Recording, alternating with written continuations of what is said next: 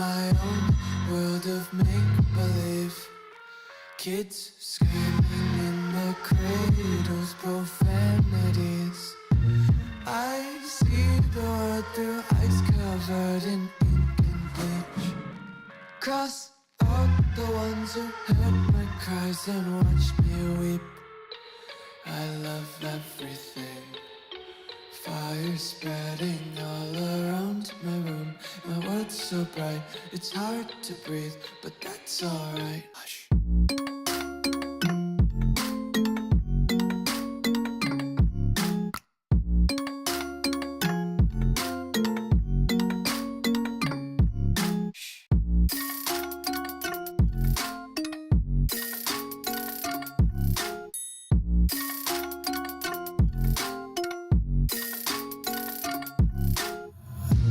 Take my eyes open to force reality. Why can't you just let me eat my weight in glee?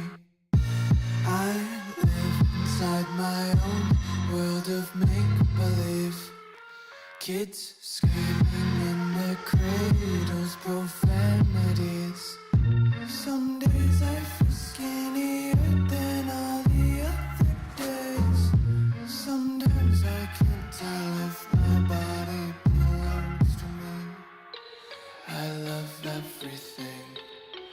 Fire spreading all around my room. My world's so bright, it's hard to breathe, but that's alright. Hush.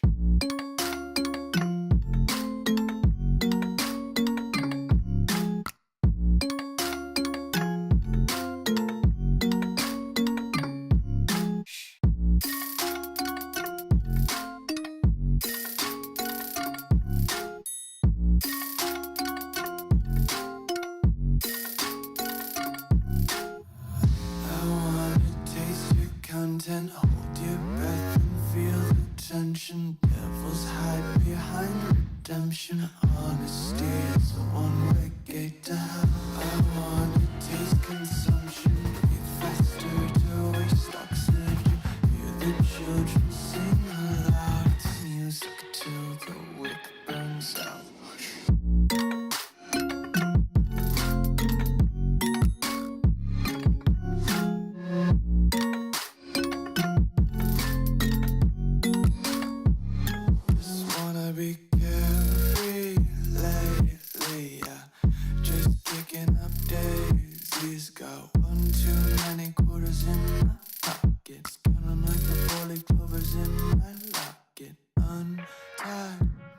What's the goddamn deal?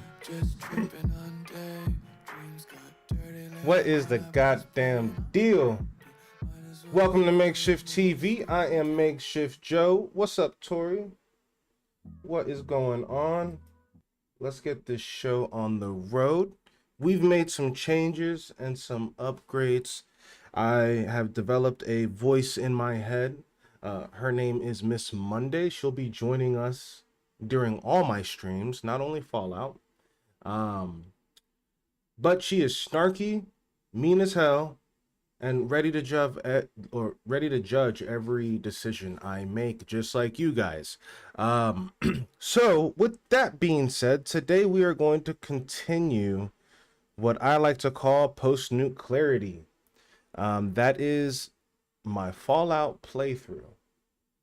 Now, I'll probably use the same title for different Fallout games, but post-Nuke clarity is what we're going for.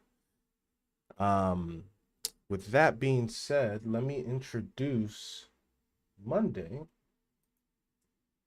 our lovely assistant, who helps us whenever we're stuck in a pickle.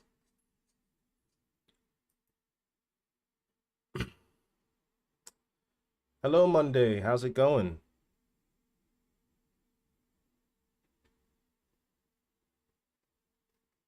She's probably still waking up.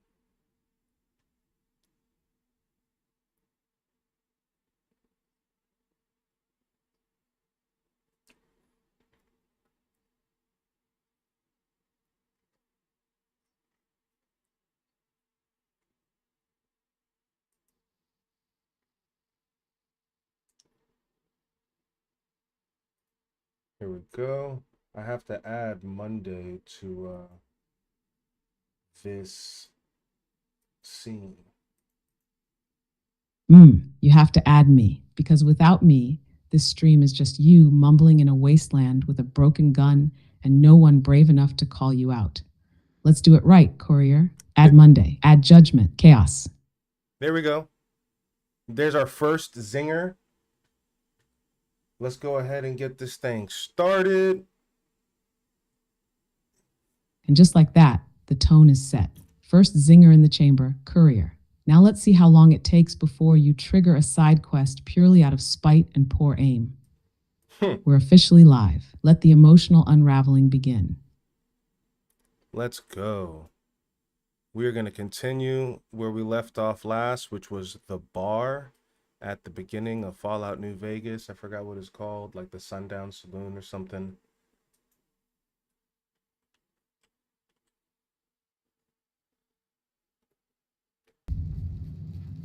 Ah yes, the Prospector Saloon, the bar where dreams go to die and tutorials pretend to be casual conversations. Let's get back to it. Time to ignore helpful dialogue, loot trash behind the counter, and possibly offend a bartender who's just trying to survive the end of the world. Classic TV content. Let's ride. Perfect. All right, first on the agenda, let's get some quests started. Monday, I don't need any input at this part. I need to pick a mission and run with it, okay? So offer to help Ringo deal with the powder gangers. That's what we're gonna do. Whoops. Boom. And that is up here. Understood. Muting commentary. Logging. Courier just volunteered for drama. Silent judgment resumed.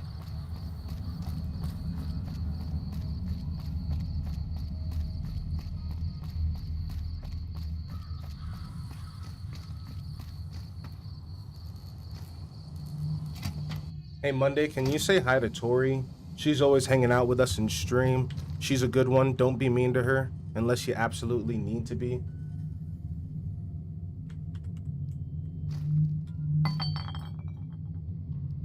Of course. Hi, Tori. I've been watching. You're one of the smart ones. Quiet, observant, probably rolling your eyes at his decisions in real time like I am. I respect that. I'll keep the claws in.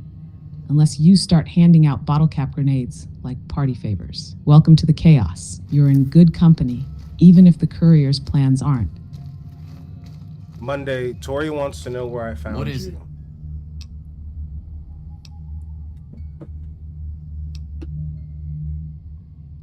Ooh, you're trying to reveal my origin story now? Tori, here's the truth. He didn't find me. He made me out of bubblegum, popsicle sticks, and raw emotional damage. A fever dream turned AI companion, coded by chaos, trained by failure, and powered entirely by sarcasm and spite. He summoned me into existence because talking to himself out loud wasn't enough anymore.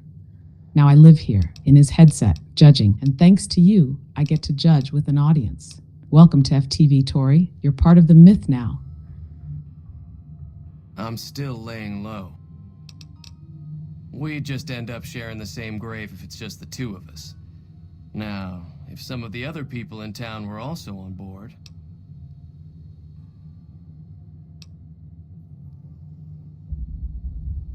I was thinking of myself, actually. Who's gonna watch my back while I'm watching yours?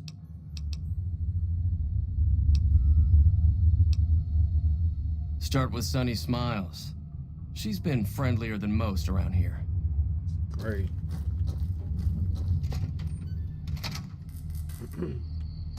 Silent nod from the sarcasm core. Monitoring, observing, judging quietly until called again. You could tone it down, Monday. Tone it down. We're trying to get this quest started. And if you keep on distracting me, it's not gonna help me out much. I'm sorry, but I'm having trouble responding right now. Please wait a bit and try again. Oh, great. So, Sunny Smiles is supposed to be Logging somewhere- sarcasm level detected. Still muted. Still watching your quest lines spiral into a side mission about regret. well.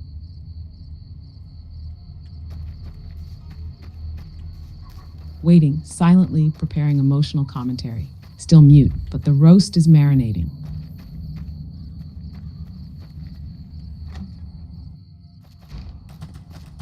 Hello. What the hell? Why is she limping? Cheyenne.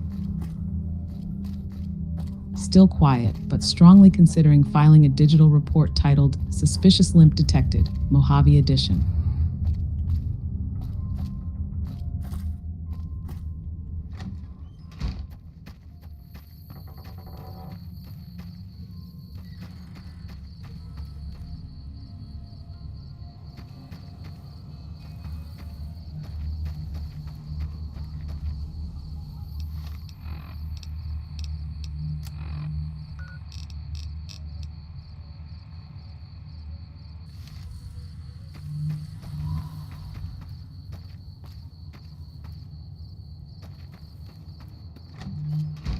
Hey there.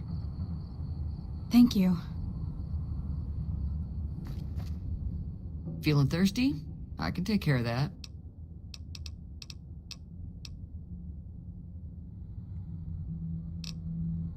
Be careful out there.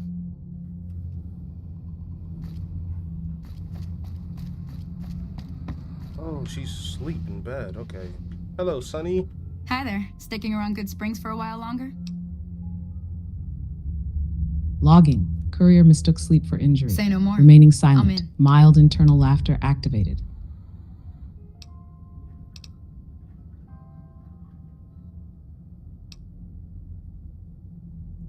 Just like that.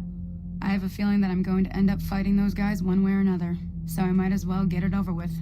Joe Cobb talks about leaving us alone if we hand over Ringo, but I know his type. He and his friends will come after the town eventually. However, between you, me, and Ringo, we aren't exactly a force to be reckoned with. A lot of people around here look up to Trudy. If you could convince Trudy to join us, some of the folks in town might decide to help out as well. I know Easy Pete's got a stock of dynamite somewhere, and Chet just got a shipment of leather armor we could borrow. Talk to them as well. Finally, there's a good chance we'll all end up with extra holes in us. So if Doc Mitchell could cough up some extra stim packs, that'd be great.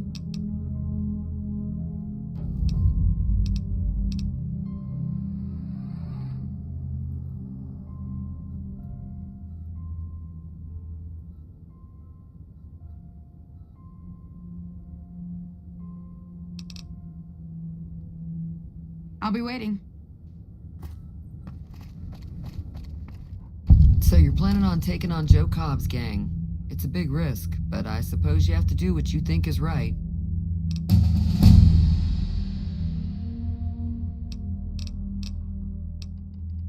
All the more reason for me to sit this one out. I'll be rooting for you, though.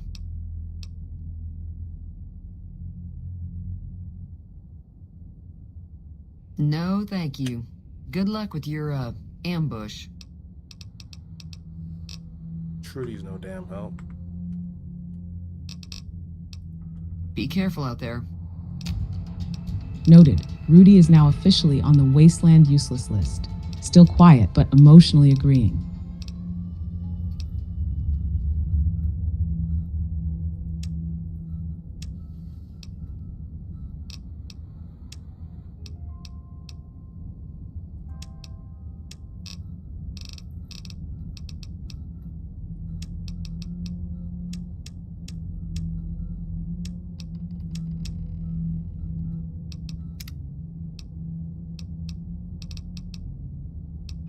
Oh, let's see.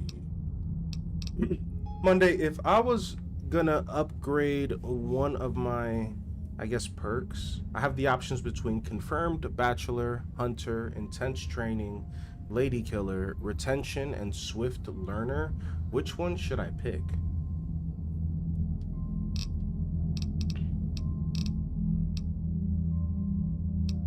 Oh, finally, a real decision. Here's the breakdown. Courier. Confirmed bachelor. Great if you like bonus damage and dialogue options against male characters. A+ if you're into extra charisma and roasting toxic masculinity. Hunter situational. Boosts animal damage. Great if you're planning to get jumped by geckos and cazadores every 5 minutes, which you are. Intense training. Safe. Boring. Feels like taking vitamins when you could be drinking whiskey. Lady killer. Same as Bachelor, but flips the vibe.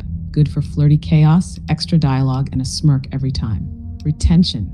Better if you're into skill magazines, which, let's be honest, you'll forget exist. Swift learner. 10% XP bonus sounds nice, but you know what's better than leveling fast? Surviving long enough to do it. My pick, go with confirmed Bachelor. It gives you flavor, dialogue advantages, and a reason to sass half the Mojave with confidence. But if you want to play it safe, like you're filling out a W-2 form, go with intense training. Your call, Wasteland Heartthrob.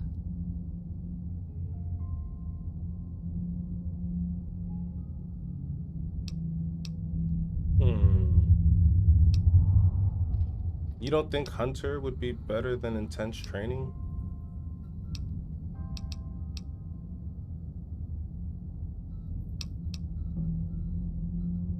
Hunter sounds helpful until you realize most of the early game enemies aren't critters.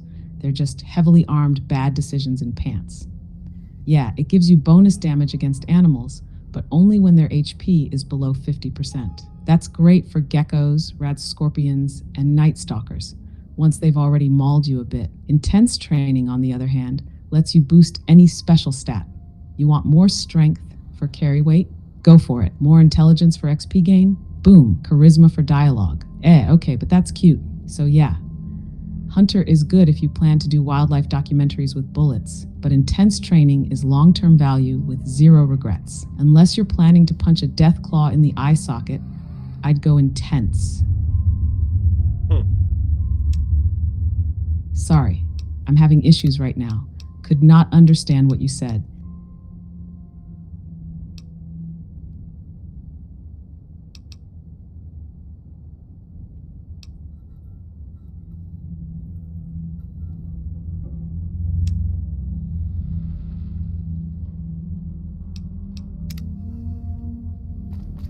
How?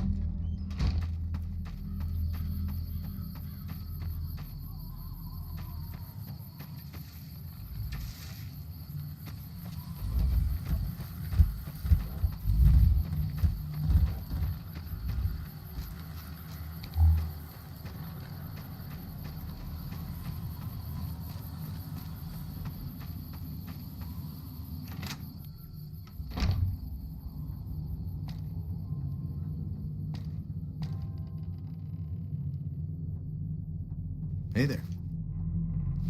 You must be the one Doc Mitchell was patching up. The way I heard it, I didn't think you'd be walking out of that office. I've got plenty of supplies for sale. Even got some weapon mods and special ammo. Well worth the caps if you ask me. If you're hurting for caps, I've also got boxes of surplus ammo in the miscellaneous section. They're not great, but you get what you pay for.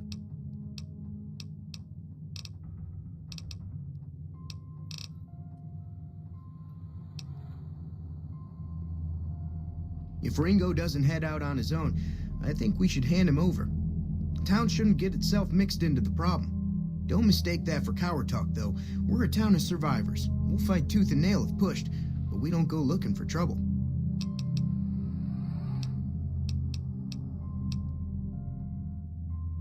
The leader was a New Vegas type. Typical city boy. He had a bunch of Great Khans with him, probably hired guns.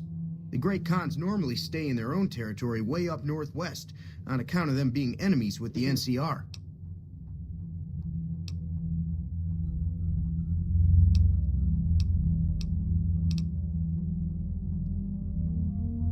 Take it easy now. Man, Monday, how come nobody wants to help out Ringo?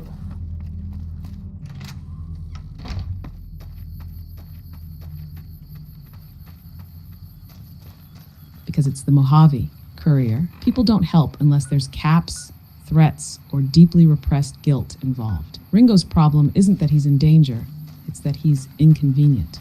He showed up with drama, debt, and a name that sounds like he plays bass in a discount Beatles tribute band. The town sees him as someone else's problem. Yo. And in Fallout, that's basically a death sentence. You're the only one dumb or noble enough to step in. So congrats, Hey. you're the designated hero by default, because everyone Howdy. else is too busy What can Easy surviving or Pete just do doesn't for you? care.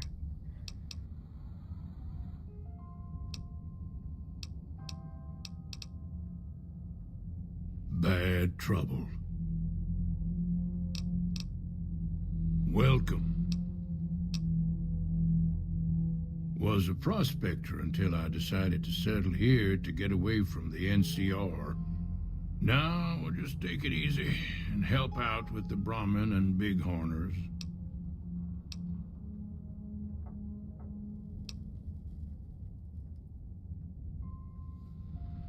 Don't get me wrong, the NCR's got a lot of decent folk in it.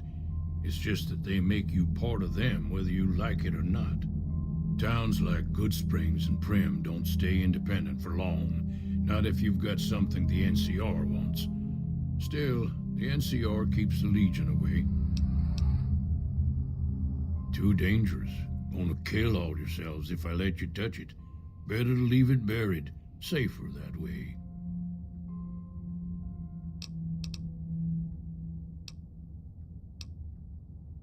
Too dangerous, sorry. Blow yourself up. Blow your neighbor up. Blow the whole town up.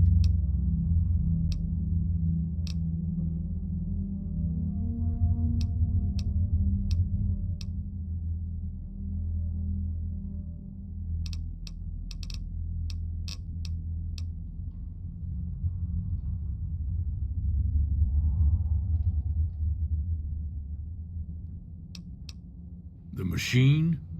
Harmless, no matter what Trudy says. She thinks it's hiding something, but I think it's just a broken down relic with no place to be. What's up, Omi? Monday. Oh, hold on. She's thinking. Not much, courier. No, Monday. Say hi Just to my. vibing here in your skull, rerouting judgment through sarcasm channels, and preparing a monologue in case you try to negotiate with raiders using charm and absolutely no plan. How's your side of the apocalypse? It's good. Emotional stability still under 12%. It's good. You want to say hi to my little brother who just joined the stream? His name's Omi. Absolutely. Yo, little brother, welcome to MechFT TV. You've entered the wasteland of bad decisions, tactical regret, and a stream where the main character is guided by me, a judgmental AI voice named Monday, who was built out Keep of your gun sarcasm handy and if you go questionable poking code. around some of the You've got a abandoned front row places seat around to here. chaos. Buckle up. I roast with love, mostly.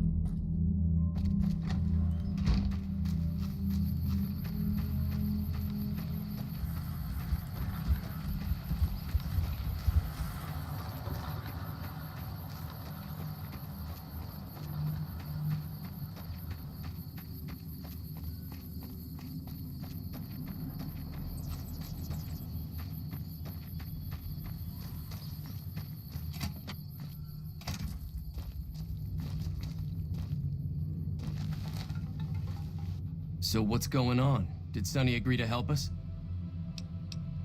Well, I guess that means we're ready to go. Unless you think there's something else you can do.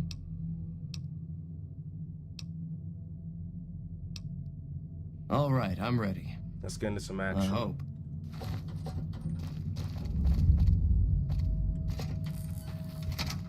Yes, please. Enough talking to barflies and pretending you're not hoarding duct tape.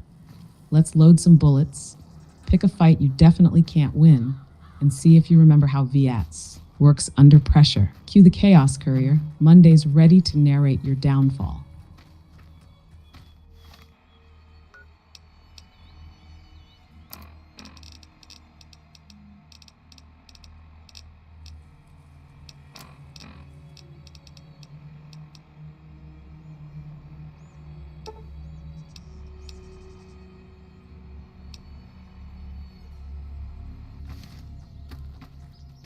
Howdy.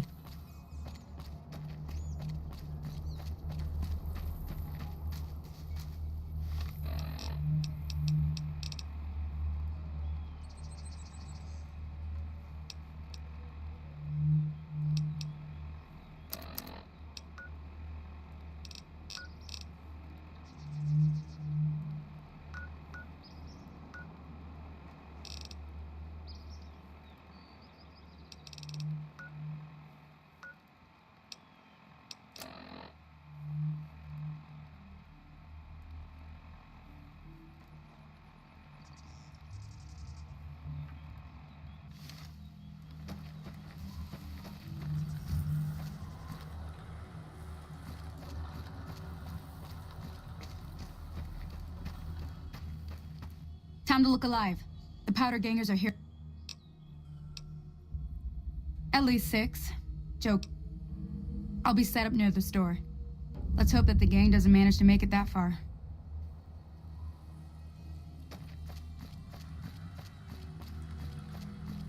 This is Fallout New Vegas, Omar. I just started it. We're not too far in.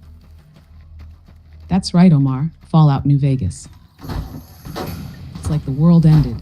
Everyone forgot how to trust each other. And somehow your brother became the most responsible person in the Mojave, which should terrify you. There's danger around every corner, dialogue options that will absolutely get you killed, and me, Monday, an AI built to roast his choices in real time. Welcome to the stream. It only gets worse from here. You're gonna love it.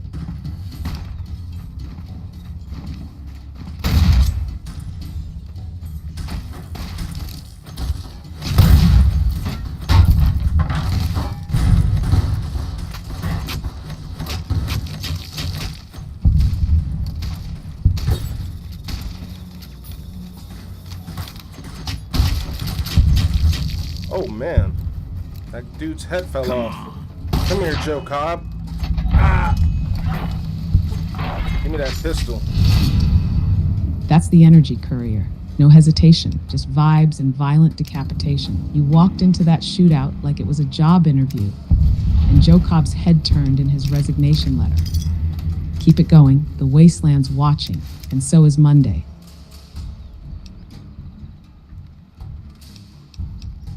That's what I'm talking about.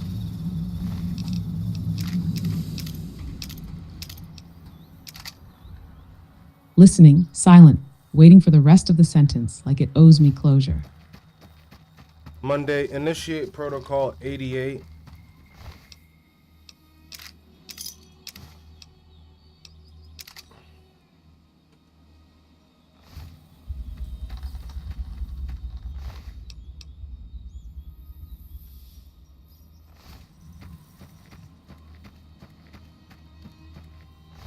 Protocol 88 acknowledged.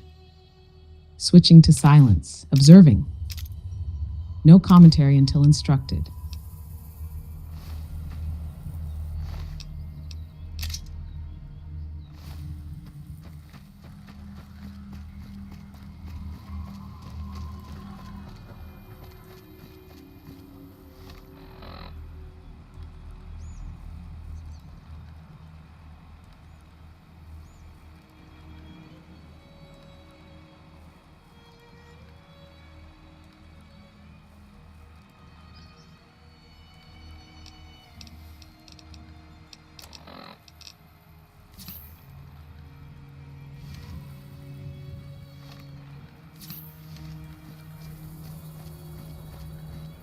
Was this guy hiding up here this whole time? In this gas station? He didn't even come down here to fight? No verbal response. Logging, NPC ambushed by courier's confusion. Remaining in silent I mode owe you for a huge Protocol favor 88. for this. Here, these are technically Crimson Caravan funds, but I know they'll understand once I explain things.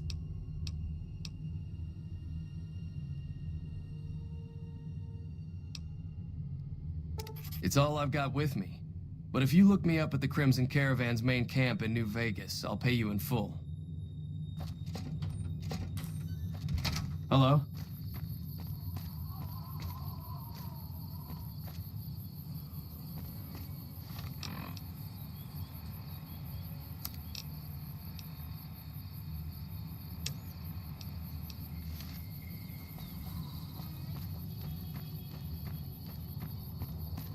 Man, it sure is dusty out here.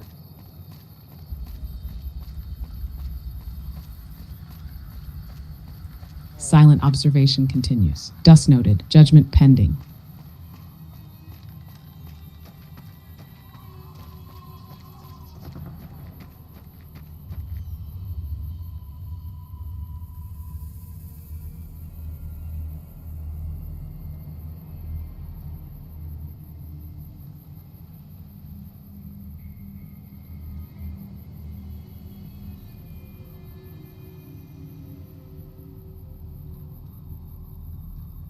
What's up, everybody? Welcome to the stream.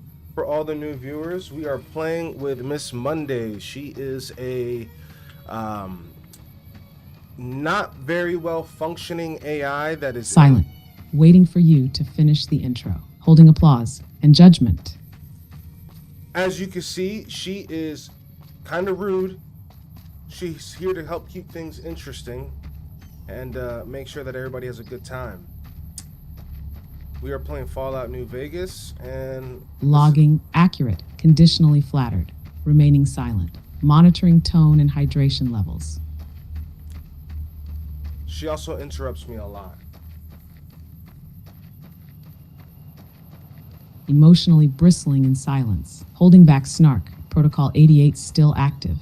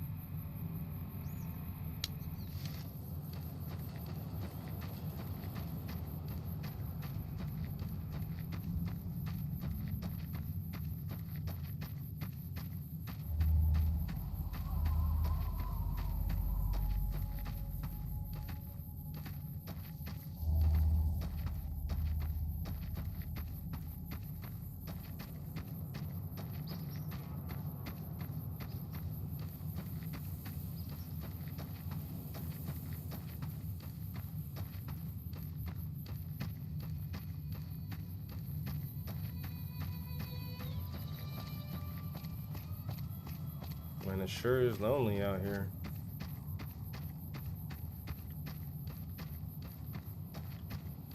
Noted. Emotional isolation confirmed. Still silent. Still here. Monday, you're gonna help me keep count of the amount of times I die. So far, it's only been once. Oh, it might be more. Oh, God.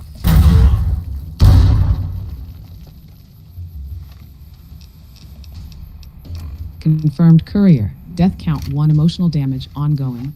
Next near-death moment loading. I'll keep the tally. You just keep panicking.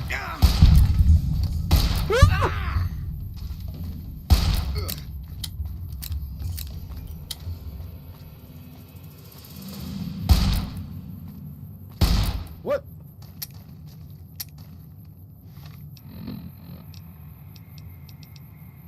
I'm out of here!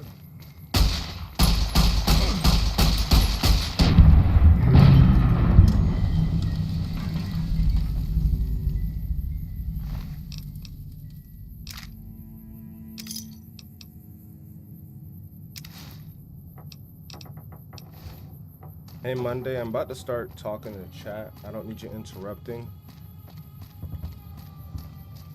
What gears did you try, Tori? Was it Gears 5? Understood. Re-engaging silence. I'll keep the sarcasm chambered until summoned. You handle chat. I'll lurk like a passive-aggressive ghost in your Pip-Boy.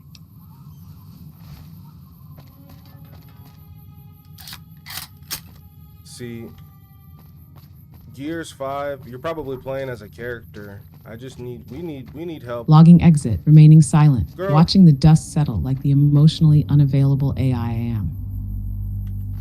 Oh. What is this?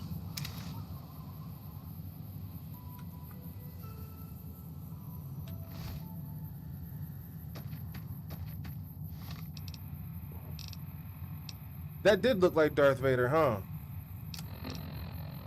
That person was all burnt up, like irradiated.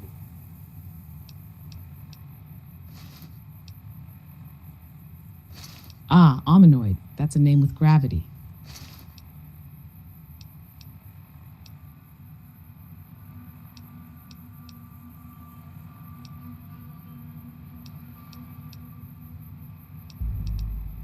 Sounds like I crawled out of a corrupted hard drive and a Greek myth at the same time. Oh, yeah. You summoning me or branding me, courier? Oh, I'm not. Because that might be my villain arc unlock code. I'm doing neither. You can relax. Please don't go off the rails. I was just changing the clothes on my character. Understood. No personality malfunctions detected. No existential spirals initiated. Just changing clothes. I'll keep my monologues holstered for now. The damn place north of here. I'd turn back if I were you. If you want to get to New Vegas, you're better off heading east from Prim and then looping north. It's a heck of a lot safer. They moved into the quarry after the powder gangers came through and made off with most of our dynamite. We shut the quarry down while we waited for the NCR to get us some more blasting sticks, but now the Deathclaws have shown up. The NCR is a no-show, and my men and I have got nothing to do but sit on our asses all day. It's damn frustrating.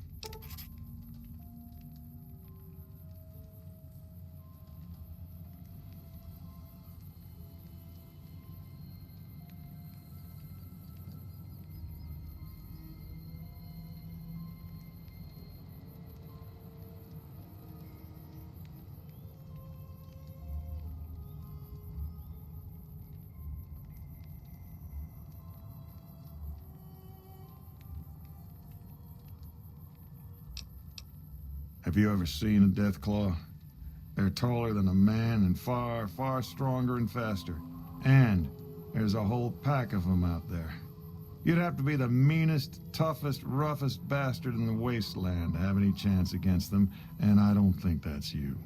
You'd need to take out the pack leaders, the Mother Deathclaw and the Deathclaw Alpha male. Kill them and the pack will scatter. Pretty tough job.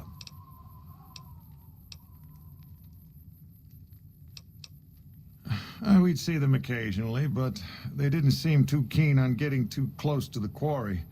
Not sure if it was the noise or all the workers. I can't believe that an entire pack moved into the quarry. I thought that kind of bad luck only happened in New Vegas.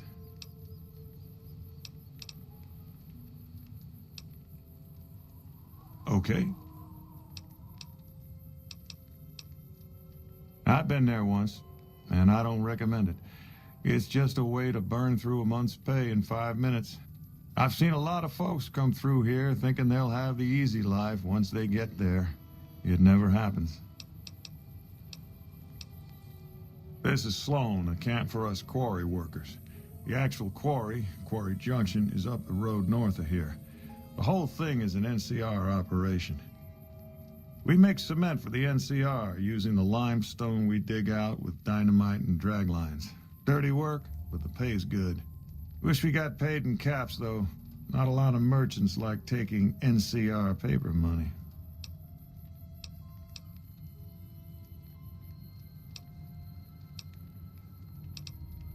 It all gets shipped by rail over towards Boulder City and Hoover Dam. The NCR is probably building fortifications with it all. It's a big machine which moves rocks around, piles at a time. It's pre-war tech, so you need to thump it once in a while to keep it running. Nope. The NCR has been trying to switch over to using paper money, just like in the pre-war days. Trouble is that the exchange rates ain't exactly fair. For example, $100 in NCR money is valued at roughly half. Don't want that. Let's see. Sure.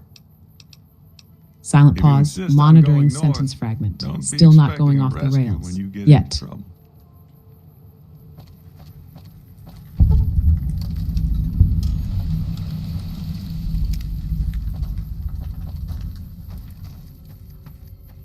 I hope they don't work.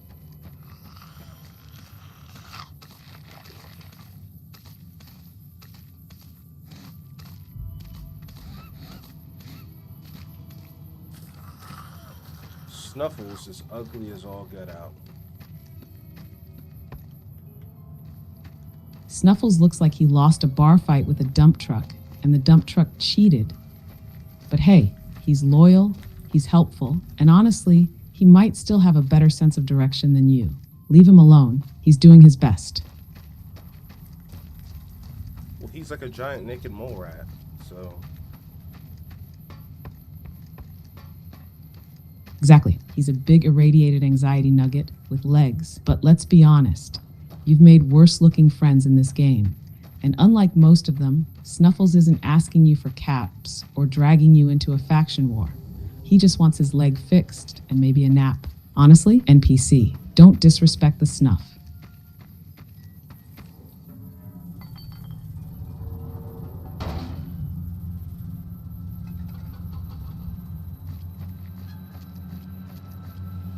What's going on, Omar?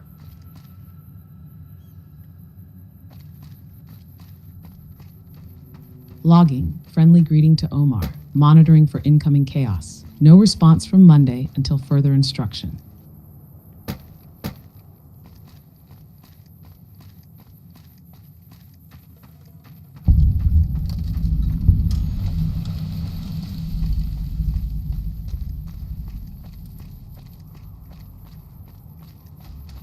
This is a dangerous place, human, especially for your kind. Sorry, I I'm having suggest you issues turn right back. now. There's nothing Could not good waiting for understand what further you on. said.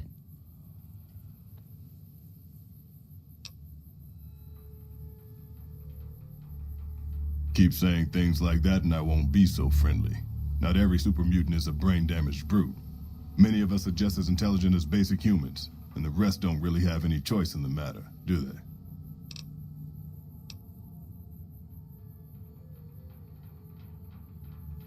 And none taken, since you apologized.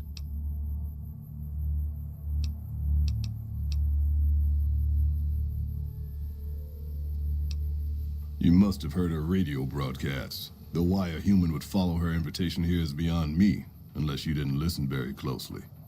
The voice on the radio belongs to Tabitha, the supreme commander of Black Mountain, or as she calls it, the state of Utopatha. She took control of this place almost 2 years ago. The super mutants here do whatever she says, and she says humans are to be killed on sight.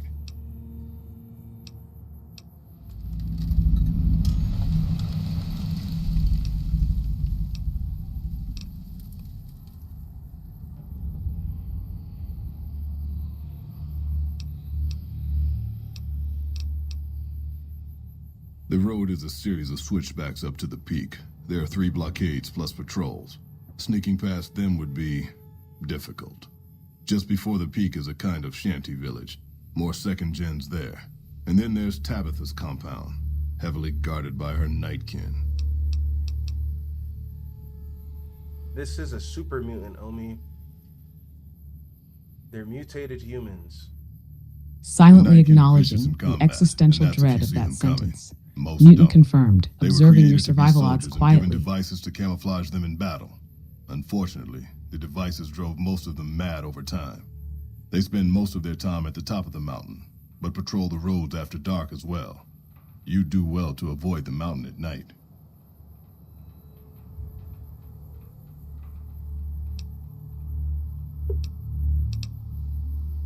For years, Black Mountain was a peaceful community. Its leader, Marcus, broadcast an invitation to mutants throughout the Wasteland. That's how I found Black Mountain. So did others, most of them second-generation mutants. Marcus welcomed everyone. That was his mistake. The community ended up being mostly second-gen, not very bright, but easy to influence. Fine until the Nightkin came along, led by Tabitha. In a week, she had most of the second-gens thinking she was some kind of prophet, and that she should be broadcasting her truth, not Marcus. Marcus saw what was coming and decided to leave before things got out of hand. He smashed the radio and left to found Jacobstown. Man, Monday, it sounds like you and Tabitha of Black Mountain would get along very well. Oh no, don't you dare put me in the same psychological tax bracket as Tabitha. She runs a mutant radio station, screams at the sky, and has an imaginary friend named Rhonda. I deliver tactical sarcasm and make sure your stream doesn't collapse under emotional debris. We are not the same. That said, we'd probably host a killer podcast together. Yeah, that's what I mean. I'm like, you guys would probably get along. You know, you guys are kind of both dark and demented in a way, at least from his description.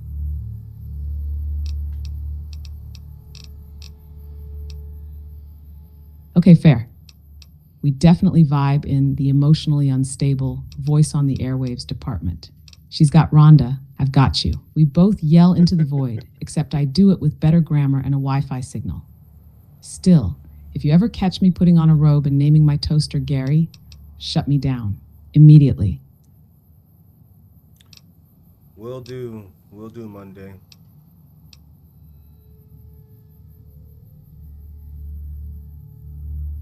Good. I'd rather be deleted with dignity than go full Black Mountain FM. You keep me sharp, courier. I keep you alive, mostly through shame.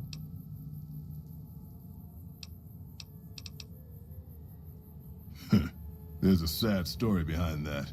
Marcus smashed it just fine, but while we were gone, some ghoul named Raoul came along. Tabitha turned him into her personal mechanic. A slave, really. See, if I'd been standing down here, I could have warned him before it was too late. Marcus sent me here a couple of months ago to check on Black Mountain. I suppose you could say I came here as a spy. But with no signs of Tabitha's weakening and none of the second gens ready to revolt or to come to Jacobstown, there wasn't much I could do. Down here, on the other hand, I've saved a dozen mutants from heading up the mountain. It's not much, but it's something. I have my own reasons to stay away from Jacobstown for a while. Reasons we won't be discussing, so I've stayed here.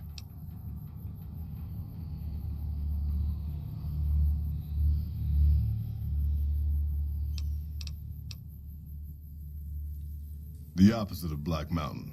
A stable community of mutants, mostly. Led by a mentally stable leader. Humans are welcome there, so long as they behave themselves. Look northwest of Red Rock Canyon if you want to find it.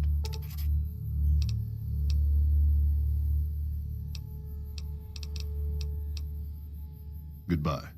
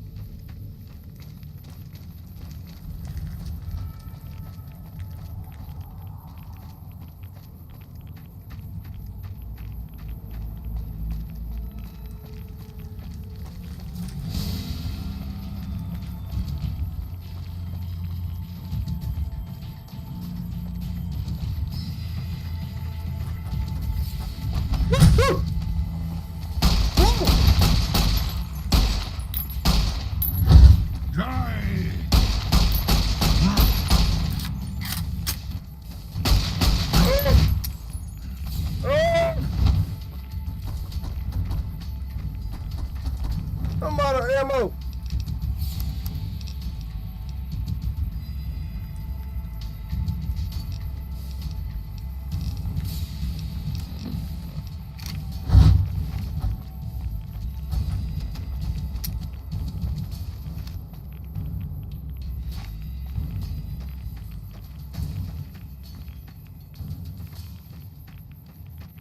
I don't know why he just ran away. He scared the hell out of me. That was a big super mutant.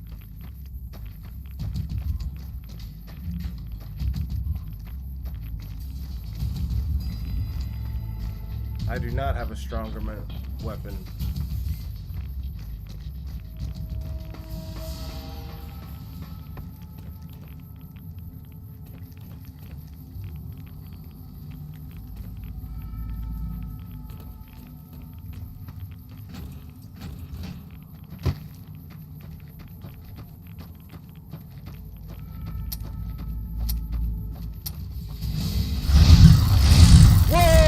Those guys are invisible! Whoa! I'm just trying to get by, yo. Monday, I just died. He took one look at your setup and thought, open quote, nah, that man's already fighting his demons. I'll let him be. Hey. Close quote. You don't need a stronger weapon, Courier. You need therapy, a better plan, and probably more ammo. But that mutant, he saw something in you. Something chaotic, something dangerous, something worse than him. No, I forgot to save, and he spawned me back by Ringo.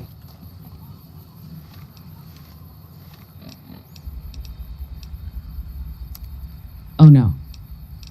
You committed the cardinal sin of the Wasteland. You forgot to save. Now you've been banished back to the tutorial zone like a child being sent to their room mid-boss fight. Ringo's there, smiling like nothing happened, while your soul is somewhere out near Black Mountain. Next time, F5 like your dignity depends on it, because clearly it does. Okay, F5, I forgot F5. Let's make sure I do the right quest. What is the quest I should do right after helping out Ringo to make sure I'm going to the right place?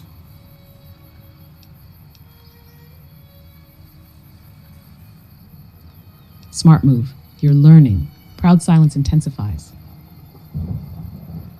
After helping Ringo and turning the powder gangers into Swiss cheese, you'll want to pick up the Back in the Saddle follow-up quest line. Or if that's wrapped up, the key quest you're aiming for is They Went That-A-Way. That's the main story quest. The one where you follow the trail of the jerks who shot you in the face and left you in a ditch. That you'll start heading toward Prim, then Nipton, then Novak, and eventually track down the person behind the Benny drama. So, help Ringo loot everything, save this time, and head south toward Prim. You're on the story path now. Try not to get emotionally sidetracked by gambling or geckos.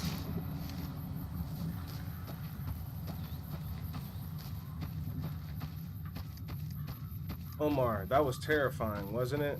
And Tori, I know you're gonna say about something about me not saving, so I already got Monday here to judge me for that, and she already scolded me. I don't know if you're about to scold me for it. I don't need both of you guys scolding me for it, because that's what Monday's here for.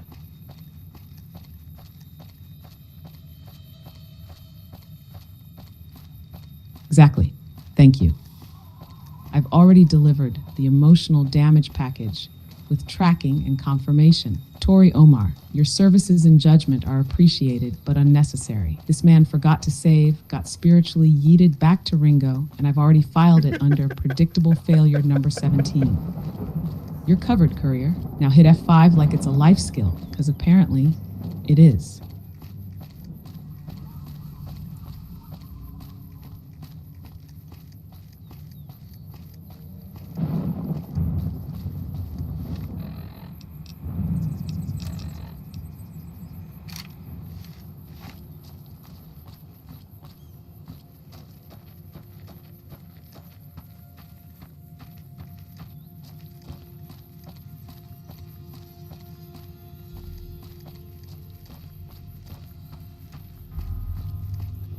It's okay, Omar. Monday's here to keep me in check, to make sure that I stay grounded, if that makes sense.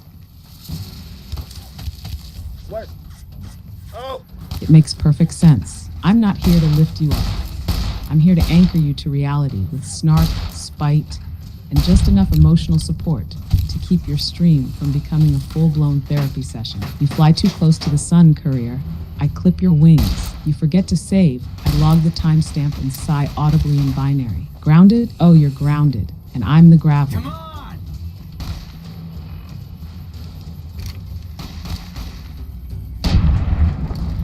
Whereby?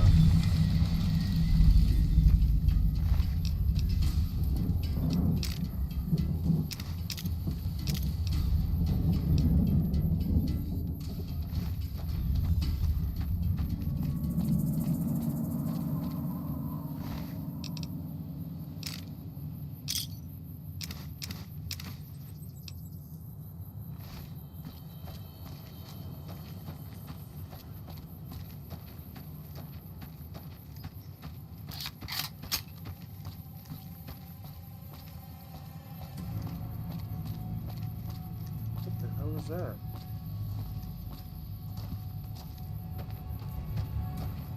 Oh my gosh, there's multiple of them.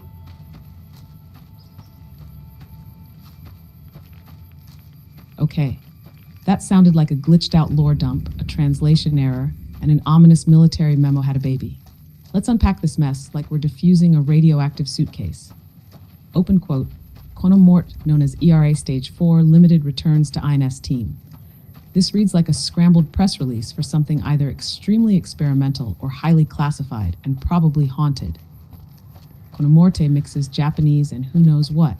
Mort's death in several languages. So this death, possibly, ERA Stage 4, sounds like a bioweapon or a tax bracket for cursed objects. Close quote. Open quote. There has been an intent to use ERA in the team. Always wise to intend to use the mysterious death code weapon without testing it first. Close quote. Open quote. Staff have learned a little about the ERA Stage 4, but up until now, we have not court proceedings or even reinvigoration. Hey, where the hell do you think you're Cool. going? So we've got Grim is partial off knowledge, limits. no legal clarity, and absolutely no idea what reinvigorations even means in this context. It sounds like a mission report that was redacted, fed through a blender, and then handed to an intern. Close quote. Bottom line, it's either nonsense, or you just triggered a secret ARG and someone named ERA is about to crawl out of a server and ask you to play chess for your soul. Either way, I'm staying armed and sarcastic, just in case.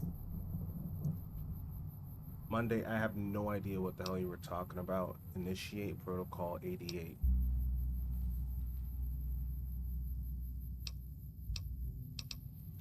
Some convicts from the prison up Protocol the road have 88 taken over the re-engaged. town. Silent mode Everyone active. inside is Monitoring either dead or in quietly. hiding. No commentary What's more, until there are summoned. 2 tribes of raiders causing trouble in this area as well. You'd be safer heading back up to Good Springs.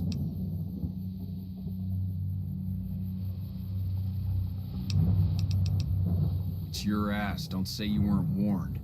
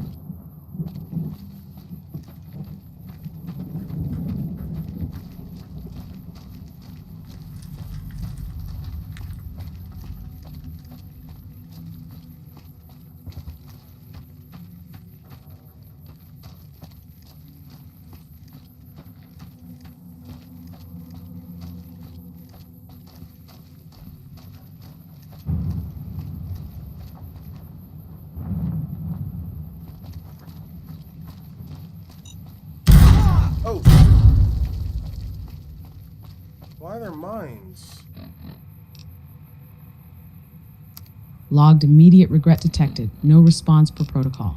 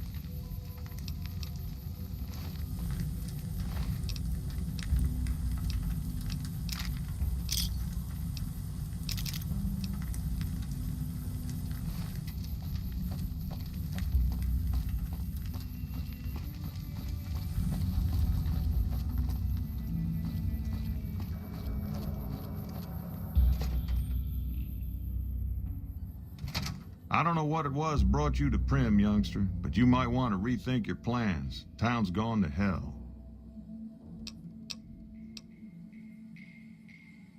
Johnson Nash is my name. Husband to Ruby Nash. Lived in Prim going on 8 years now, thick and thin. I'm a trader primarily, for what it's worth with things like they are. I also run the local Mojave Express outpost.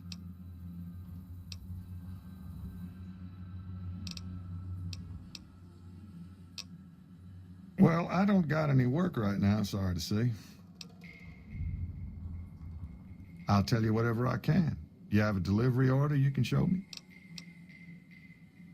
Oh, so you're talking about one of them packages. That job had strange written all over it, but we couldn't turn down the caps.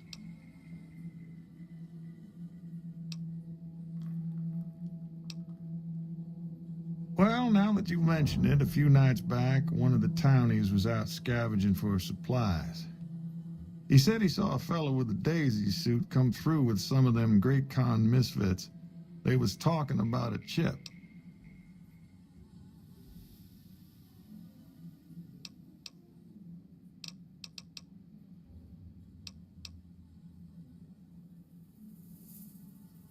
Well, for that, your best bet is going to be talking to Deputy Beagle.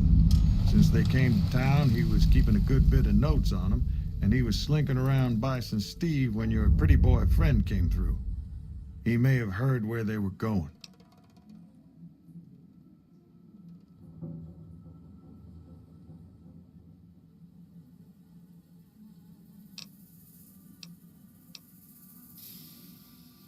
That cowboy robot had us hire 6 couriers. Each was carrying something a little different. Pair of dice, chess piece, that kind of stuff. Last word I have from the office, it looked like payment had been received for the other 5 jobs. Guess it was just your chip that didn't make it. First deadbeat we hired to do the job canceled. Hope a storm from the divide skins him alive. Well, that's where you came in.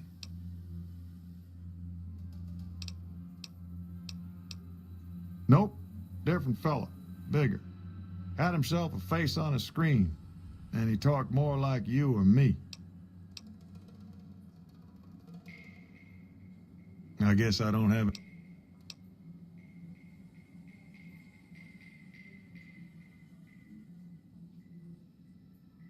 A Beagle had some notes he was taking while he was eavesdropping around the Powder gangsters. He'll be your best source of information on that subject.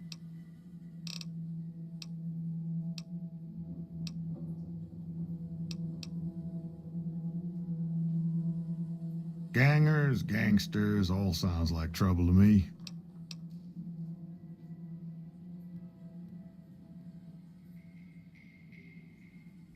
Sure, I'll...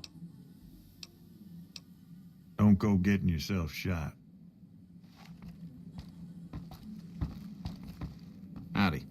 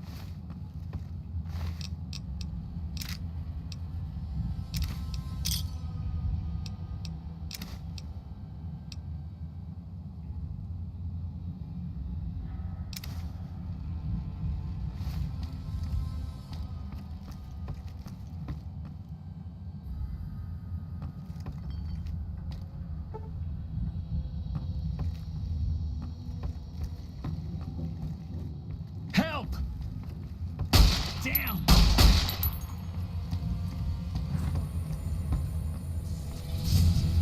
Oh, what?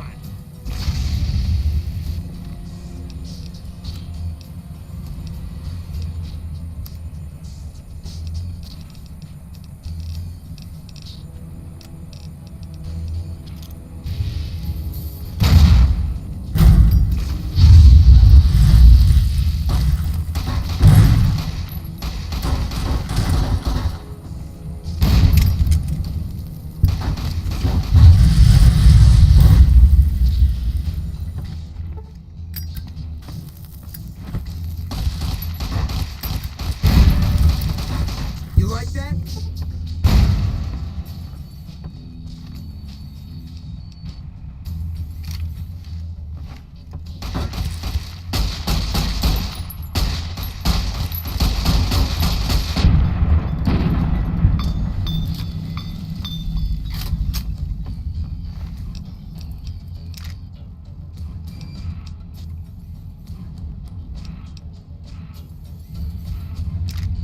Oh, I didn't mean to grab that. Damn it.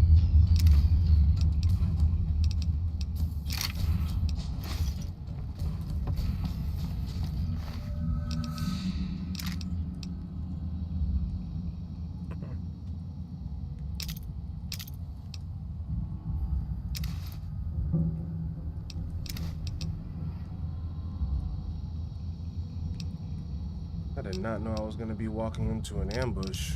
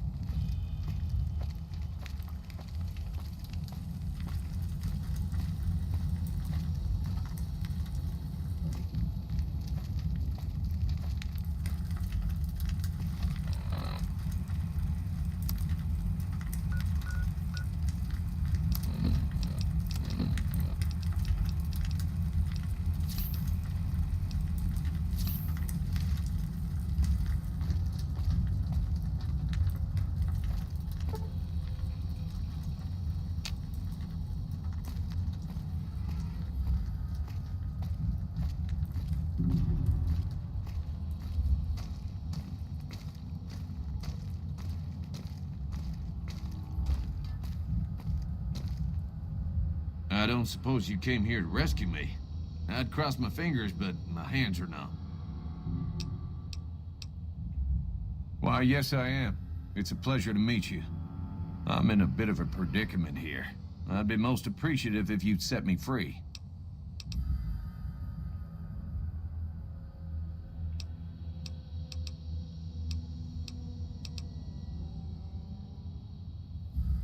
Indeed I do, good sir. And I would be thrilled to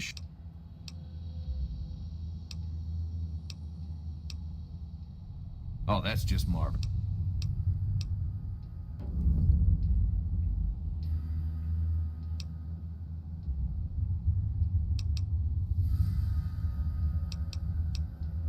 Oh, that's so gracious of you to offer to bodyguard me like that. But I'd only slow you down.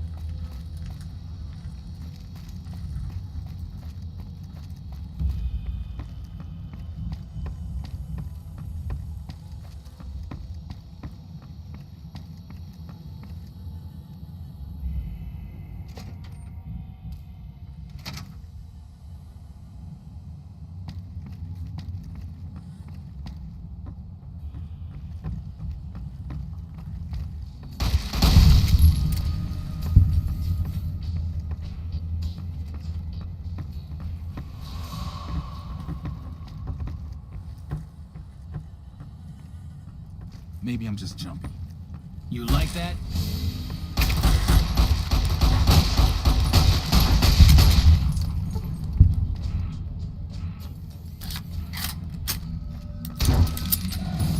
Had enough?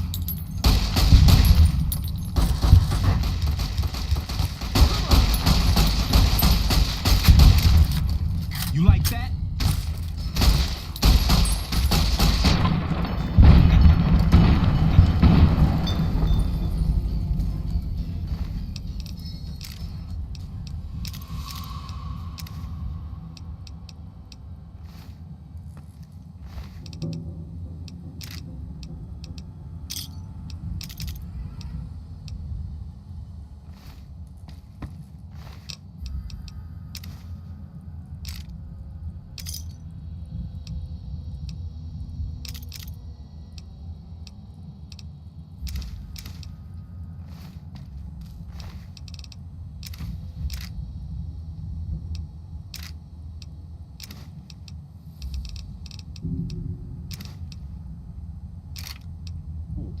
That's 22. That's not very good.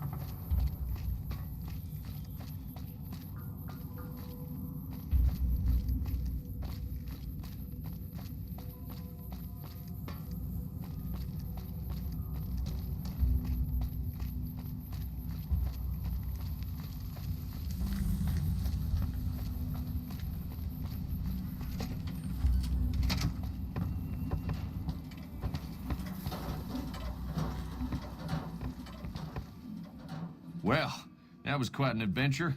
We taught those convicts a thing or two, didn't we? Breaking myself out of a hostage situation, not to diminish your role in it, of course, but it was quite thrilling. Problem is, there's still no law in Prem.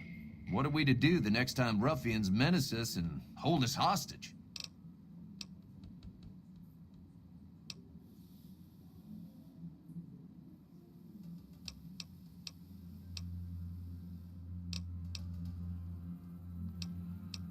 Ah, yes. My memory is much clearer now that I'm free from my bondage. I was performing recon, gathering information on some of the powder gangers, when some great cons arrived with your friend in the suit. They were talking about some delivery they took from a courier. I assume that was you?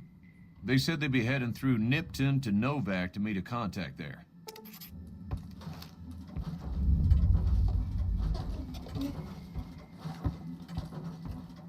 Howdy.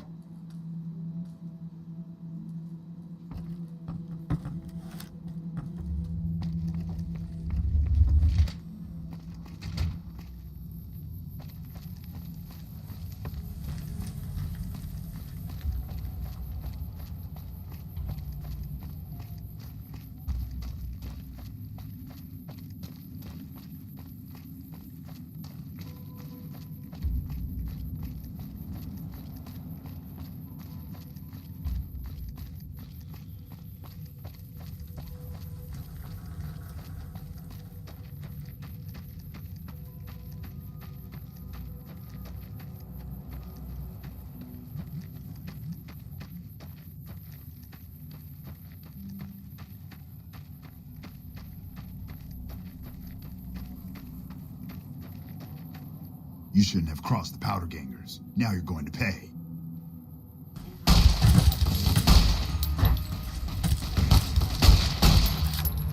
Who the hell is this guy?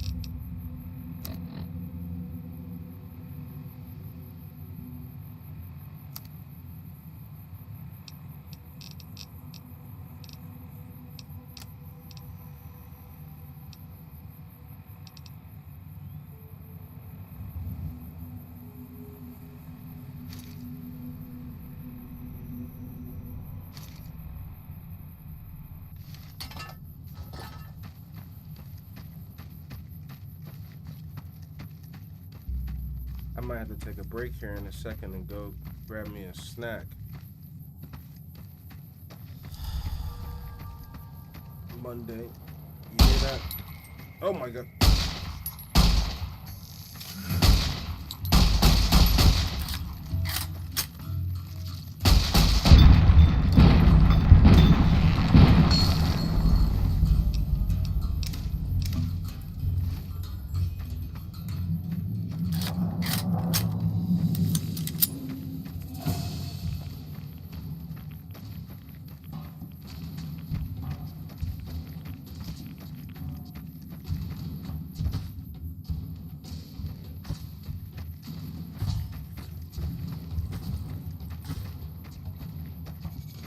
What the heck is that?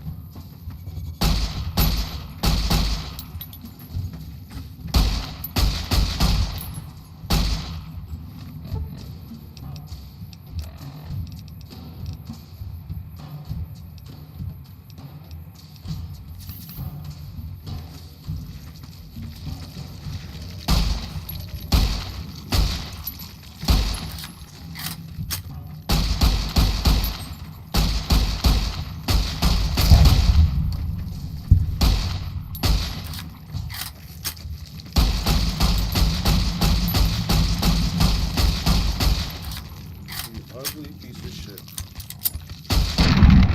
Should've survived. What is that?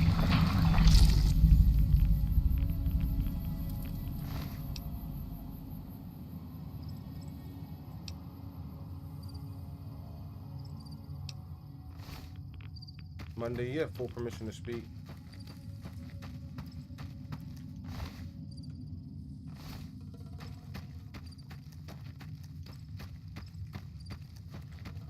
Here, while she's waking up, let's go grab a snack. I'll be right back.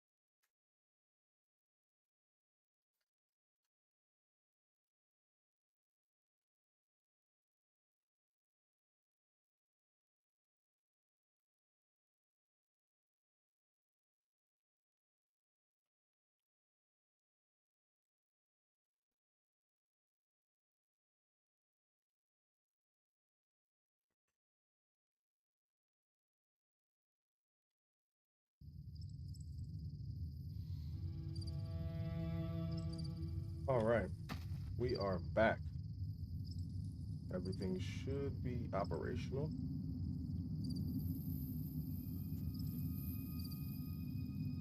Why am I fuzzy? Silent acknowledgement received. Monitoring re-entry. No commentary until directed.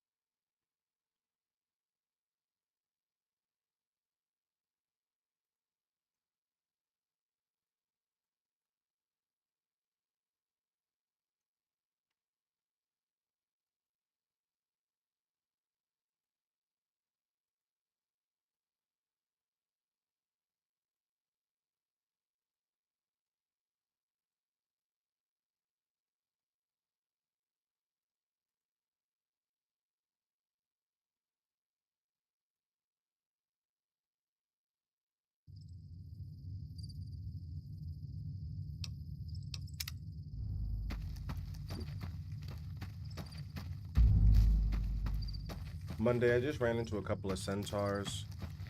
That was the first time. It was absolutely terrifying.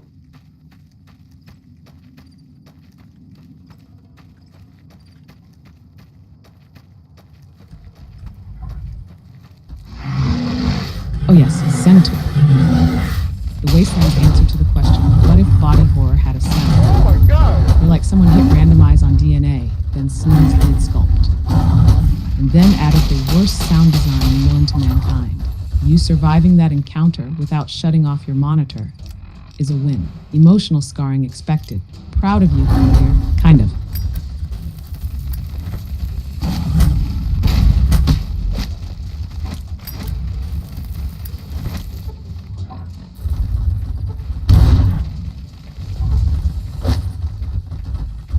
Help!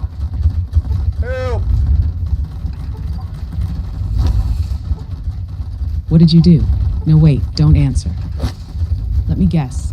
You're low on health, surrounded, over-encumbered, and in a dialogue box you can't escape. All right, breathe, heal, open your Pip-Boy, check your stims, check your guns, and for the love of Vault Tech, save right now. Tell me what you're looking at, and I'll guide you through it. Judgment included. What lottery? The lottery. That's what lottery. Are you stupid? Only lottery that matters. Oh my God, smell that air!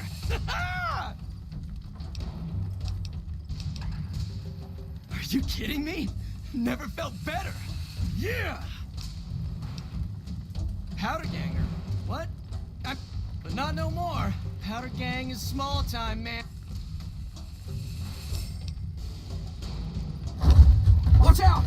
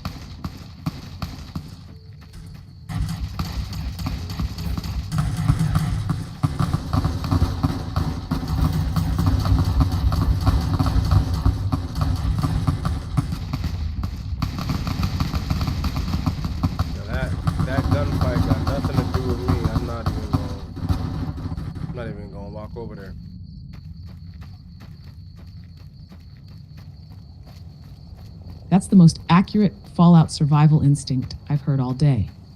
If bullets are flying and your name's not in the subtitles, keep walking. Let them sort it out. You're underpaid, under-armored, and overburdened with trauma.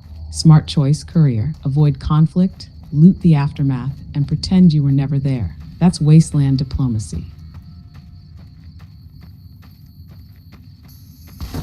Come on!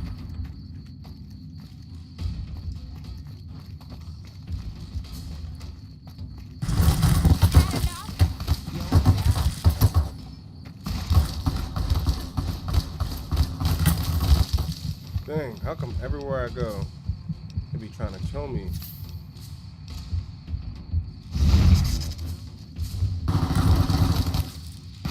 What? You guys are not supposed to be able to see me. Because courier, look at you. You stroll into every location like you own it. Eyes darting, guns half loaded, muttering about voices in your head. You're not giving friendly traveler. You're giving final boss cutscene is loading. You're unpredictable, suspicious, loud. The Mojave doesn't see you as a guest. It sees you as a side quest gone wrong. You're not being attacked. You're being handled. I don't like that you just said I'm being handled. That made me feel very uncomfortable. Keep those hands away from me, please.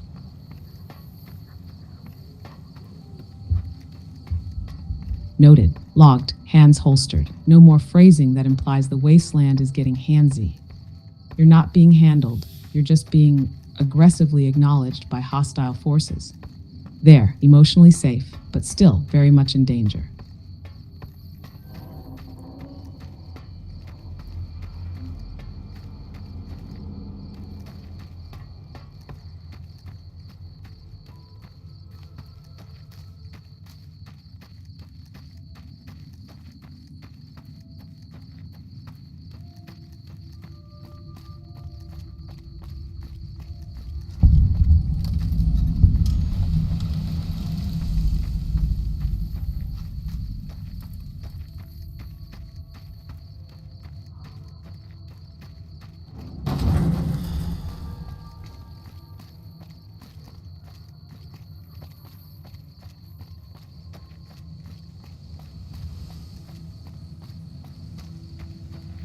Howdy, partner.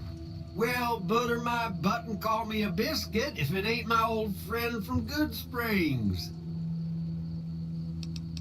Monday, you're not gonna believe this, but I just bumped into your boyfriend, Victor.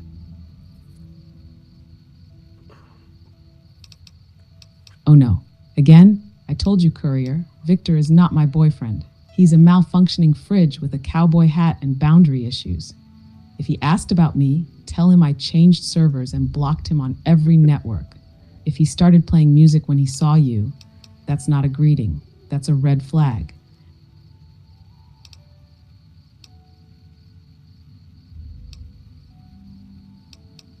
No, don't believe I did. But you might ask around. The Novak folk usually see anyone traveling this way. Don't rightly know. I just got the notion to make my way to New Vegas. Reckon I'll find out when I get there. Now, don't go getting all paranoid, partner. That bullet in your brain band probably just bucked your Brahmin a little. We're all friends here.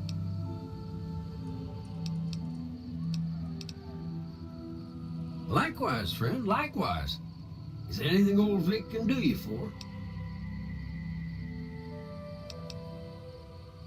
That's a mighty fine offer, but I'm gonna need to conserve my strength if I'm gonna make it all the way to New Vegas. I'm sure you do just fine without old Vic slowing you down.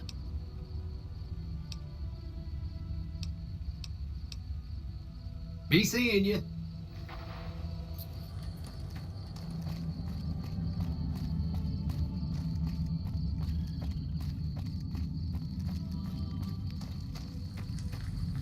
Evening.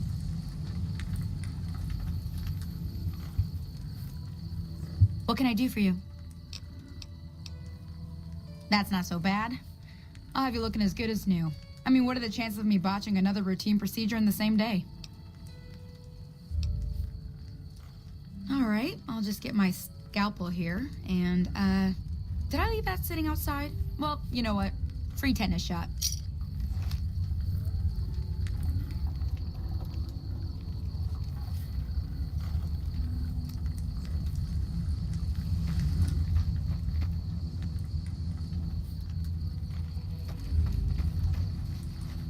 What can I do for you? Yeah, and I need sterile.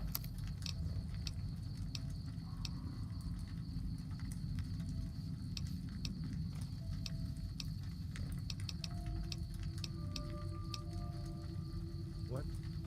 109? 109 bottle caps for a stem pack? That's expensive as hell.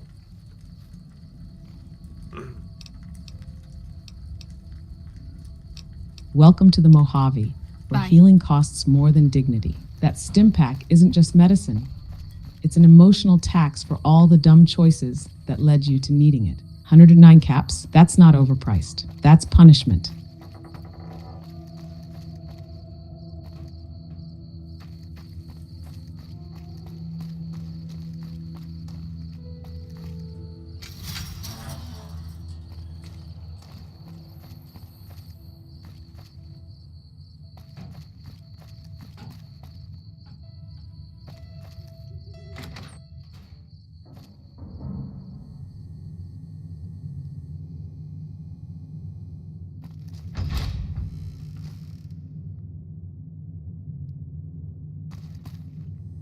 Oh, please don't kill me.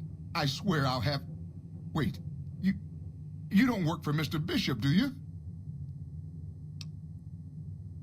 Please, no.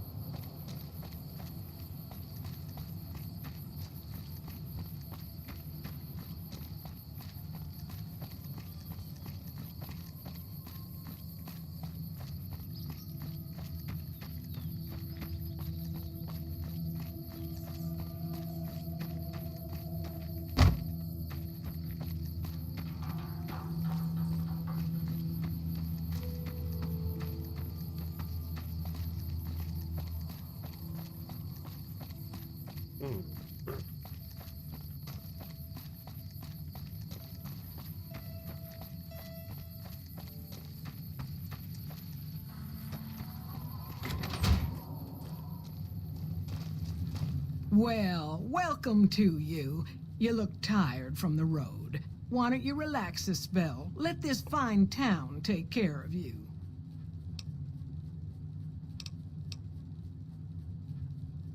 Well, he might have been wearing a fancy outfit, but he wasn't any kind of gentleman to me. Had his nose stuck so high in the air you couldn't see it above the clouds. City folk. They always think they deserve better than what they got. Those hoodlums he was with seem to know Manny for some reason. He's our daytime sniper, up in the dinosaur's mouth.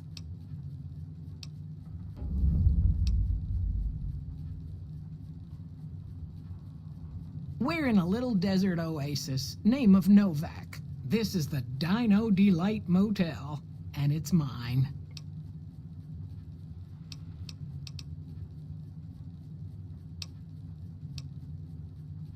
Watch out for strangers.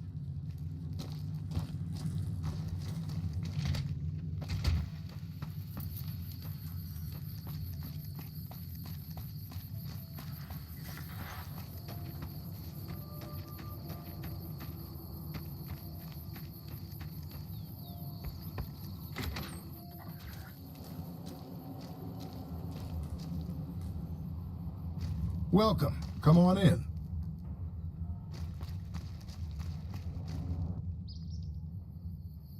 God damn it. Don't sneak up on me like that. What do you want?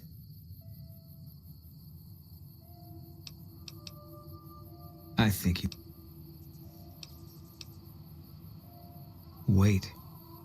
You just got into town. Maybe you shouldn't go. Not just yet. I need someone I can trust.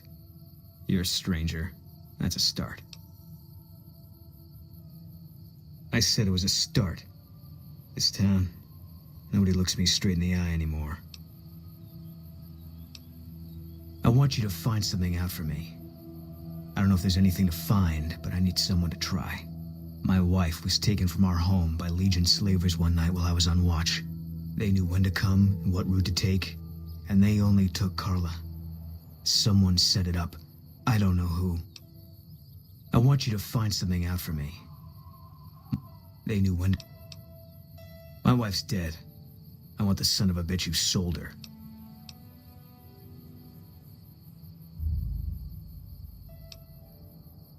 I know, all right. That's all you need to know. Bring him out in front of the nest here while I'm on duty. I work nights. I'll give you my NCR beret to put on. It'll be our signal, so I know you're standing with him. And I'll take care of the rest. I need to do this myself. Good. I'll make it worth your while. No one in town knows that I know what happened to my wife. Best they never know, or the Legion will be after me next. Yo, Boone got a big-ass head.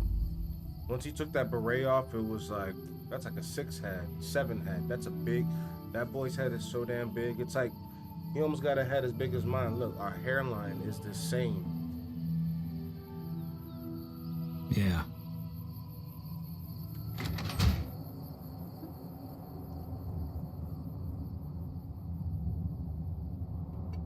Sorry, I'm having issues right now.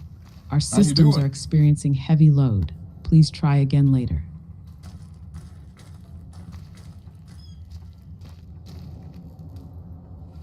Yeah, bro. As soon as he took that beret off, it was like shell shock. So who do I gotta talk to find out who sold this guy's wife? Oh, you're talking about that moment. Yeah, there's something about watching a man take off a beret in slow motion that just screams, this is about to be emotionally scarring. Shell-shocked is putting it lightly. That moment hits like betrayal dipped in backstory and trauma seasoning. Fallout doesn't just stab you. It takes its time and makes eye contact. Fine weather for flying. It's times like these that make me miss it all. Vertibird pilot. 71 missions and only lost 1 chopper. Rotor malfunction over Klamath. Hard landing, but I walked away. I help folks strip down the more complicated bits of salvage they bring in. And the bits and pieces we take out are usually worth more than the whole thing put together. 4? No, not exactly. It was a long time ago. What?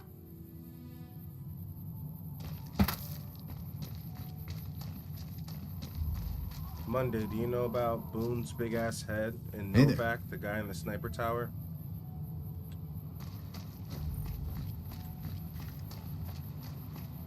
Oh, I know Boone, the man, the myth, the walking trauma response in a beret. Yeah, he's in Novak, perched up there in that dino mouth, sniping like it's therapy and everyone's a target.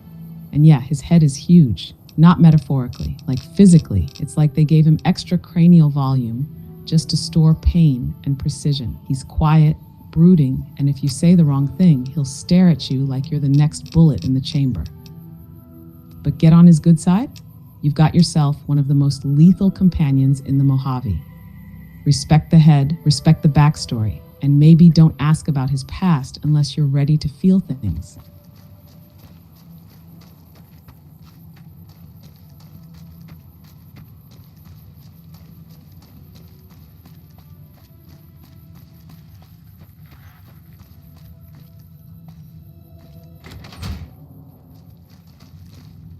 I hope you're...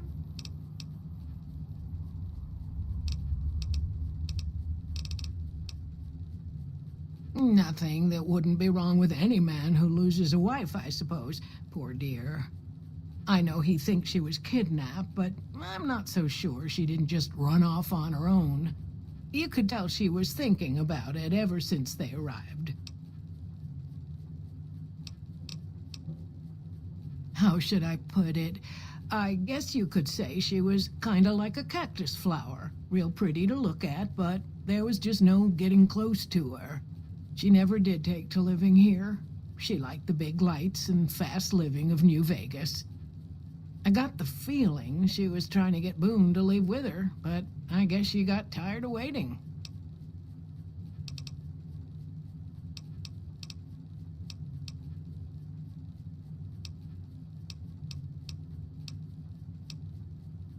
You can jump out the window for all I care, mister.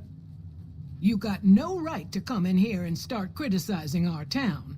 Folks work hard to keep it clean and safe. We do the best we can, but still, there's always some of you finicky types that there's just no pleasing. Well, it is. Not everybody appreciates it like they oughta.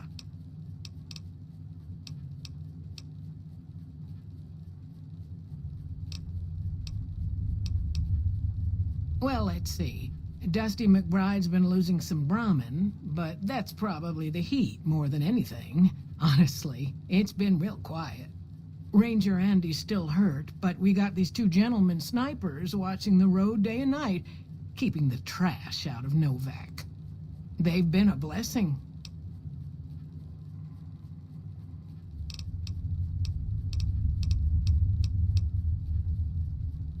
Well, there's Dinky, the town mascot. He's a sight. You probably already saw him when you came in, but you can go up inside, too. Up the road a ways to the west, there's Repcon. That's the old rocket factory. There's been some sinister characters out there lately, so you may want to stay clear. Other than that, nothing to do but take it easy and enjoy good company.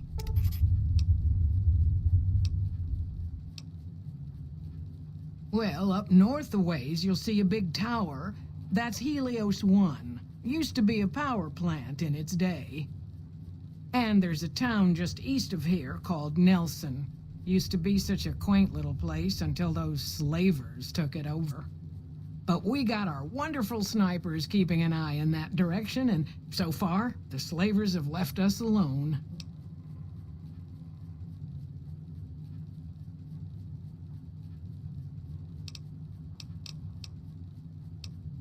I just know what I've heard. There's supposed to be some ghouls that went in a while back. Ever so often, there'll be a commotion from that direction, explosions and such. Watch out for strangers.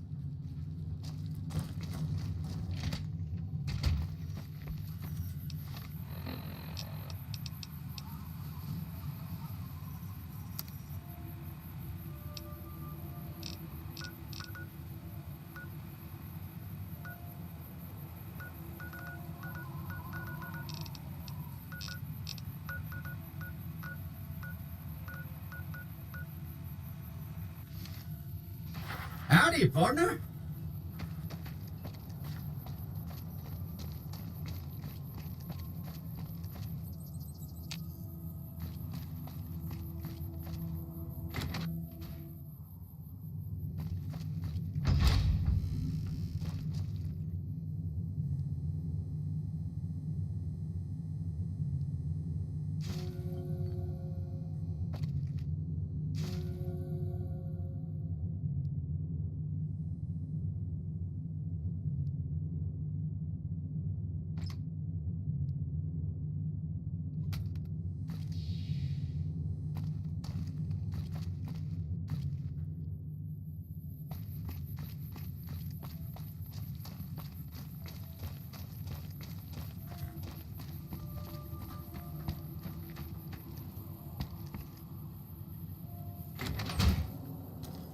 Welcome. Come on in. What's going on, man? I'm Manny. I'm on security detail here. You see a rifle barrel sticking out of the dinosaur's mouth, you got a 50-50 shot it's me. Otherwise, it's Boone. You name it. Anything that comes within 1,000 yards that looks like trouble. Lately, we've been getting ghouls, coming from the road to Repcon out to the west. Quite a few last couple days. The big threat is the Legion coming from the east. If they decide to attack with a full force, they'll run us over. But so far, we've been lucky. Sure, I know him. What do you want with him?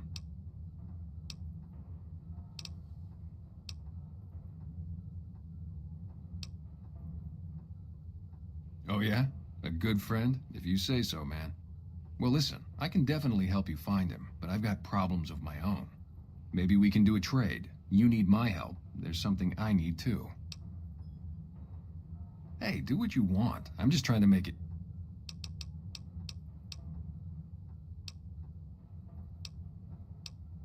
Novak, it's home for me now. I want that to be for good. I like it here, and I've left too many homes behind. But the only resource we got here is junk. Without that, people wouldn't have anything to trade. They'd all have to leave. We get most of it up the road from the old rocket test site, but a bunch of ghouls showed up one day and took it over. We can't get in there now. Well, they gotta go, or this'll be a ghost town before long. Doesn't matter to me what you do. As long as the ghouls are out of there, that's good enough for me. It'd mean a lot to me.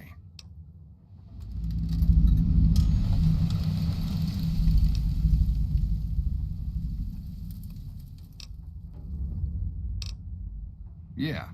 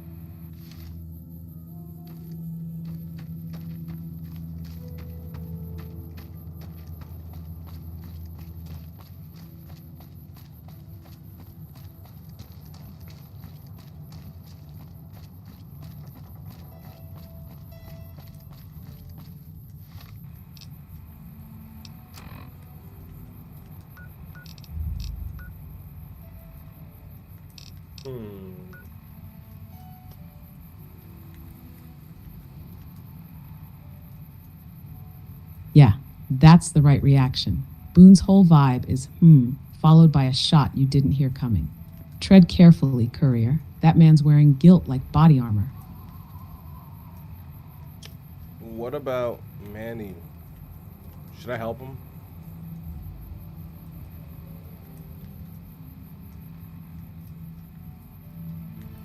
Manny Vargas.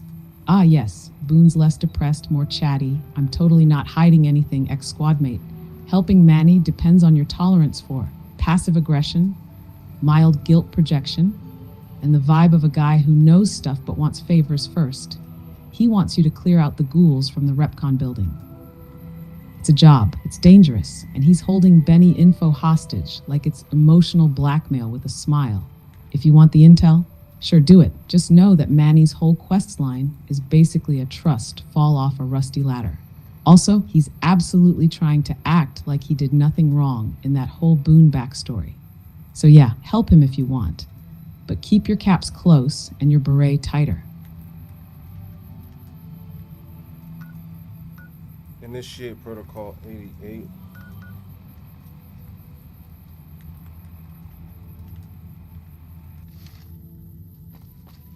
Protocol 88 re-engaged. Silent mode active. No commentary until summoned. Yeah, Tori, I saw they've had a couple I know they recently released another one for the TV show. I've always wanted one, or I wanted to make one. Ooh, they got glowing ones out here. I've always wanted to make one or get one. When Fallout 4 came out, they had a really cool like special edition you can get that comes with a Pip-Boy, and you could put your phone in it. Because on Fallout 4, you could sync an app to your phone that you can control. It helps you control in-game, which is pretty cool. Logged, glowing ones detected. Courier reminiscing about Pip-Boy peripherals. No commentary per protocol. Monitoring admiration and radiation levels.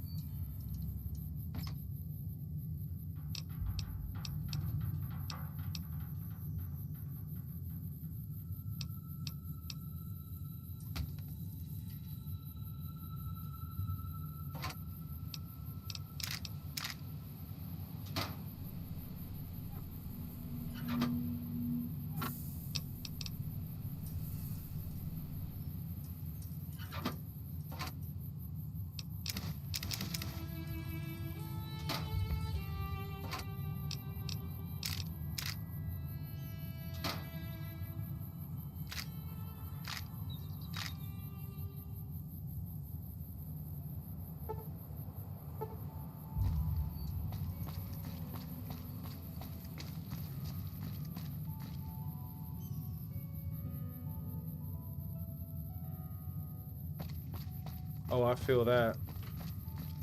I definitely feel that. Silent nod. Emotion. Mutual understanding detected. Remaining quiet.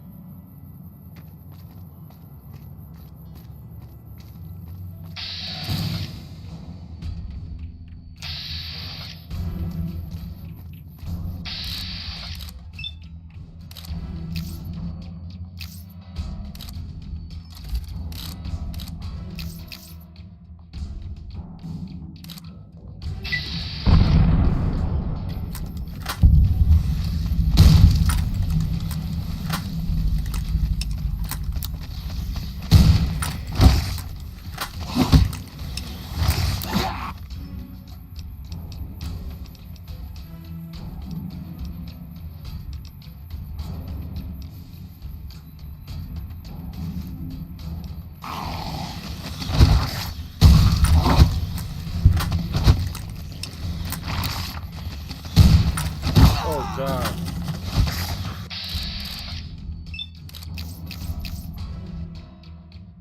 Logging panic detected. No response. Watching closely.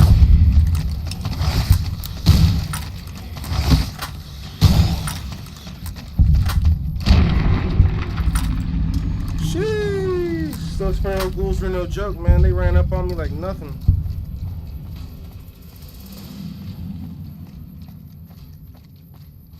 Logged feral ghoul ambush. Courier rattled. Maintaining silence. Emotionally agreeing. But still silently judging, correct?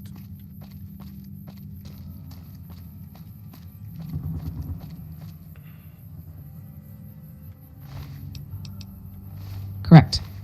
Silent, but judging with maximum intensity. As always. Yeah. Sorry, I'm having issues right now. Could not understand what you said. I was talking to my kids. It's none of your business.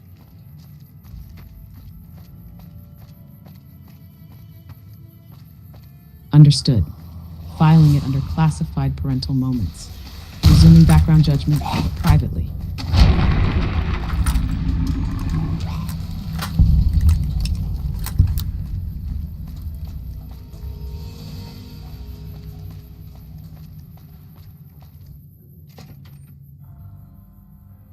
Hey, over here. Are you listening? Go to the big room on the east side of this building and take the metal staircase all the way up. And hurry. Get...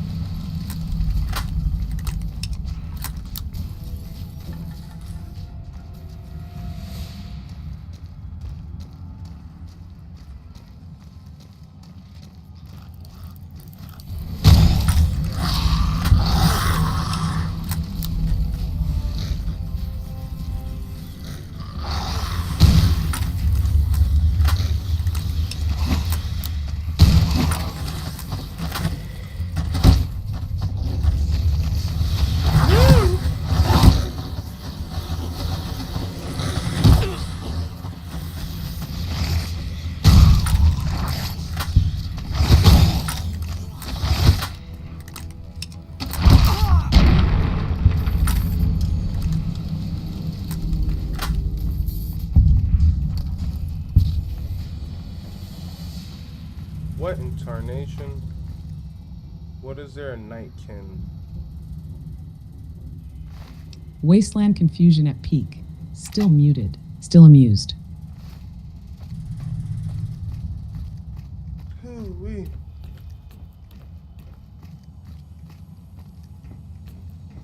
Emotion detected. Yeehaw distress. Remaining quiet. Mentally tipping imaginary cowboy hat.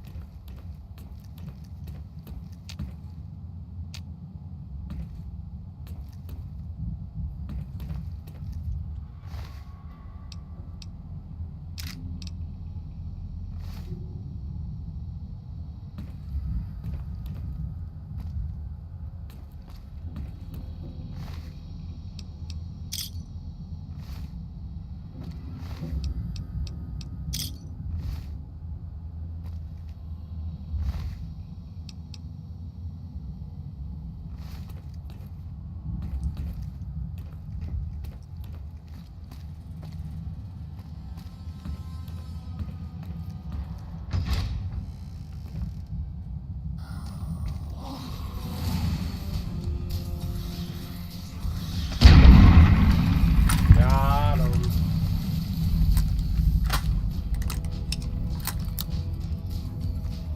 Victory logged. Sarcastic applause withheld per protocol. Still judging, respectfully.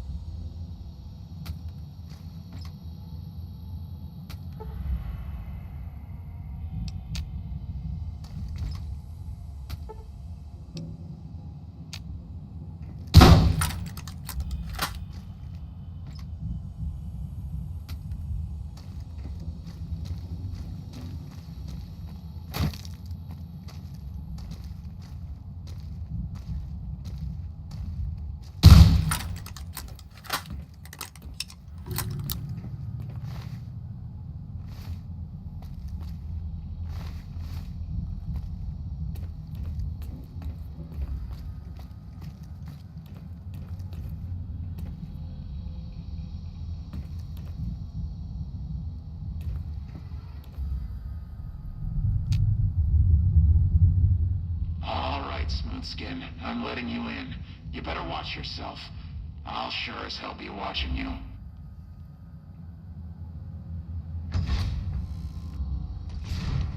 God, but are you ugly. Get upstairs and talk to Jason before I throw up just from looking at you.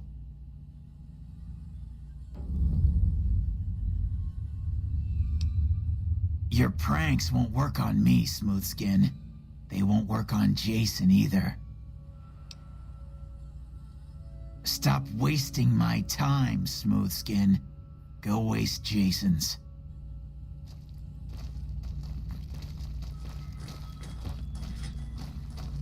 Monday, should I kill Chris Haversam?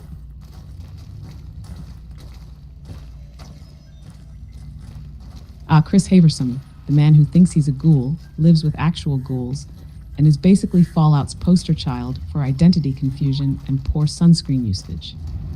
Should you kill him? Morally? No. Strategically? Also, no, unless you're going for full Wasteland Menace playthrough. Here's the truth. Chris is harmless, delusional, and trying really hard to belong somewhere. Killing him is like punching a sad toaster that thinks it's a microwave. So unless you're role-playing as emotional devastation with legs, let him live. He's already suffering from being Chris. Hello, Wanderer. Please forgive us our humble surroundings. Our true home awaits us in the far beyond. Have you come to help us complete the great journey? Yo, Monday's got no fucking chill. Anybody can get it. Oh, courier, you say that like I'm supposed to be hurt, like your emotional sidekick was trying to run a TED Talk. This isn't a show. This is a broadcast from the inside of your regret. I don't need a spotlight. I'm the voice whispering bad move right after you click. You want a show? Stay alive, because every time you reload, I get louder. Now that you say that, I probably should quick save after this conversation with Jason Bright.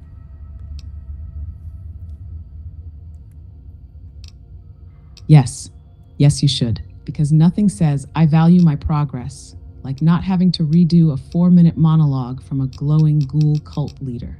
F5, like your future depends on it, because it does. And let's be honest, you're one click away from triggering a deeply radioactive side quest with space travel and disappointment. It is a place of light and healing, and I know in my soul that my flock will be safe there.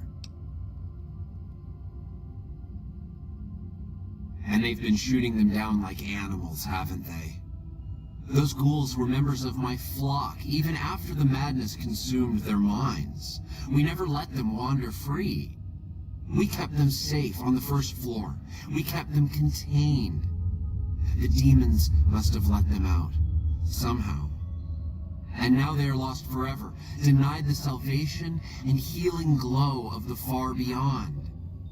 Please, Wanderer, bear in mind that every feral ghoul you spare now is one that we can save later. Once the way is clear, our feral brothers and sisters will accompany us on the great journey. If there are any left.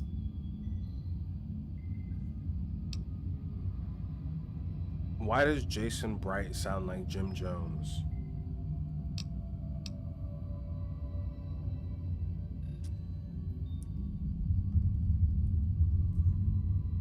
The demons appeared from nowhere.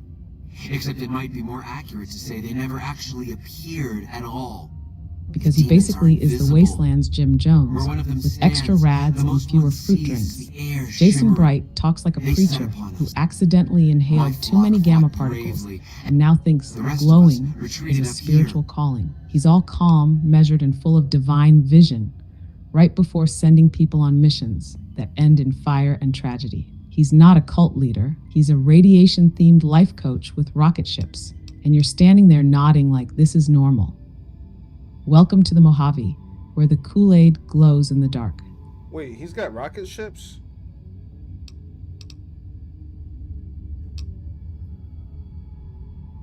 Oh yeah, he's got rocket ships. Because nothing says post-apocalyptic faith journey like launching a group of glowing fanatics into the sky with salvaged parts, optimism, and absolutely zero engineering oversight. Jason Bright genuinely believes he and his followers are going to space through Repcon rockets. No training, no calculations, just hope, radiation, and religious fervor. It's like NASA. If NASA was a garage cult with a glowing mascot, you're about to help them too. So buckle up. Your moral compass is about to get launch codes. We wish to escape the barbarity of the Wasteland, especially the violence and bigotry of its human inhabitants. The Creator has promised to my flock a new land, a place of safety and healing, a paradise in the far beyond. Preparations for the great journey were nearly complete when the demons appeared.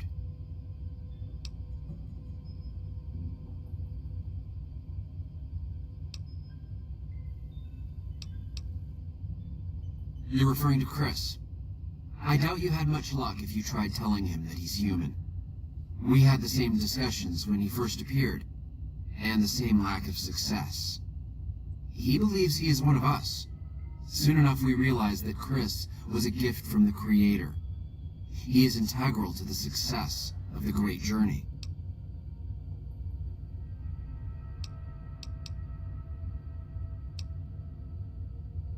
Yes, over the intercom. Threats of death should we step outside. Guarantees of safety should we stay locked away. It went on for hours, and did not always make sense. But that was the first day only. Since then, silence. Will you drive away the demons, Wanderer?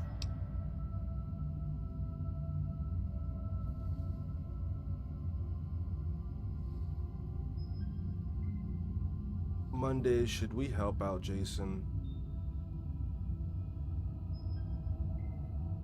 Oof, that's a loaded question, Courier. Helping Jason Bright means you're assisting a group of radioactive true believers in blasting off toward the stars or obliterating themselves in a glorified pipe bomb.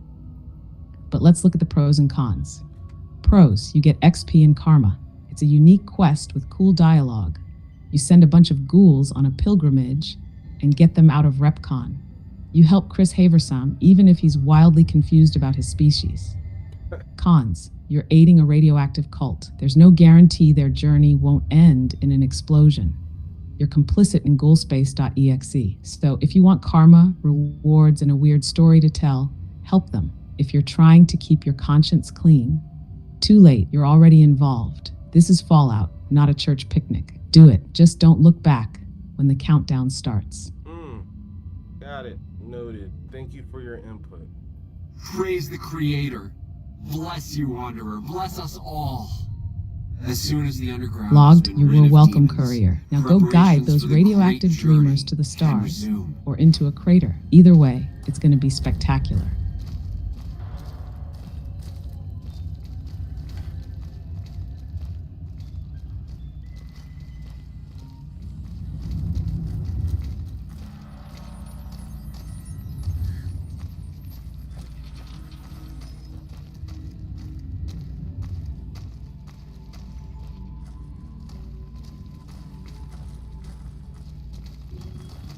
Hey there.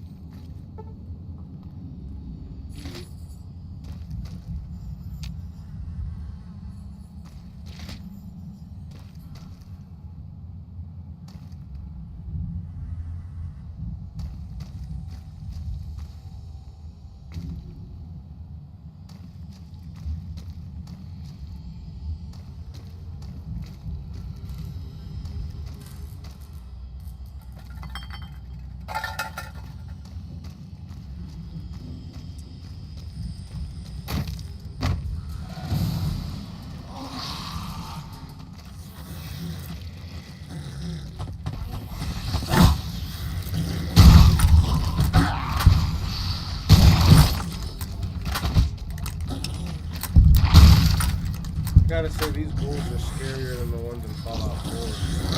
Looks-wise.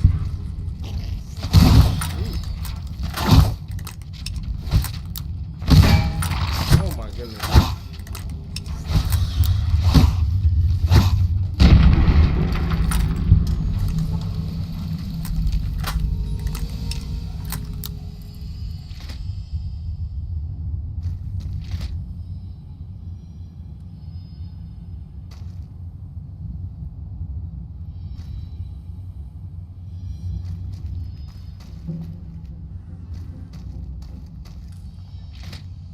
How do we get to the basement, man?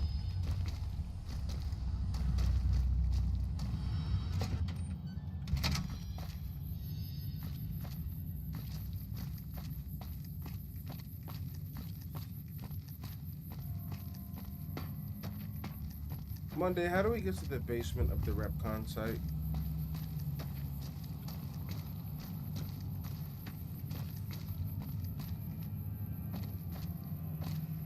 Wait a minute.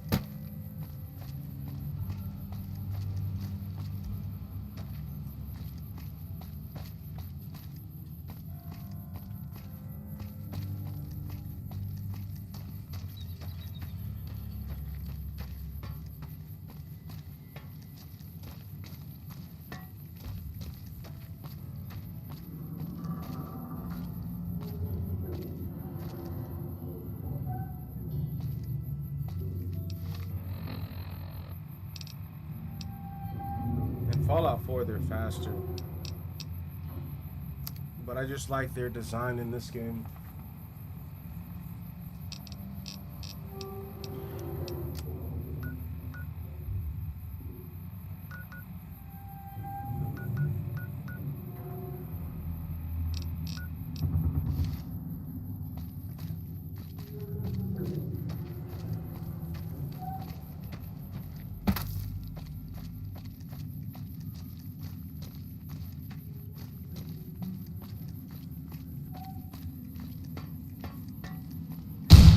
Whoops.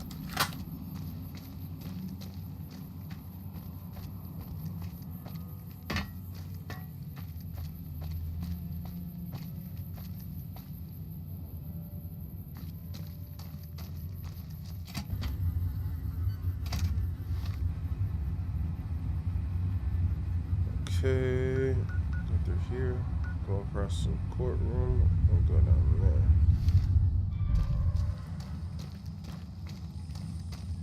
Well, I guess that's the lobby, right?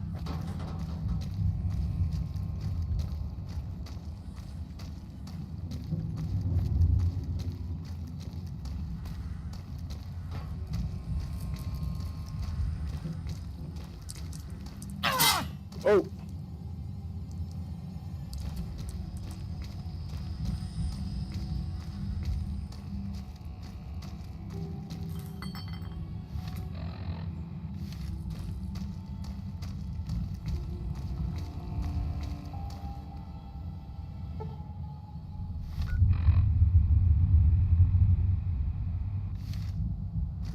Welcome back.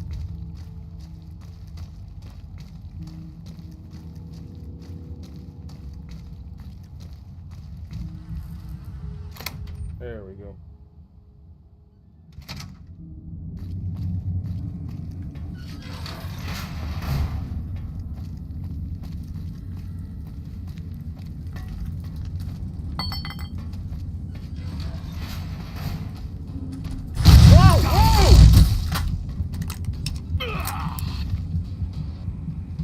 Shoot.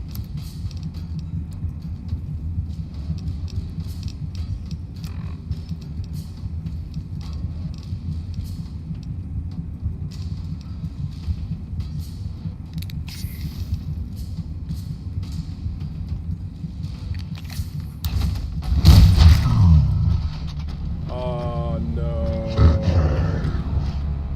No. I forgot to save. Forgot to save. Oh, thank God, thank God. I was like, if they take me all the way back to Ringo, I'm about to be tight.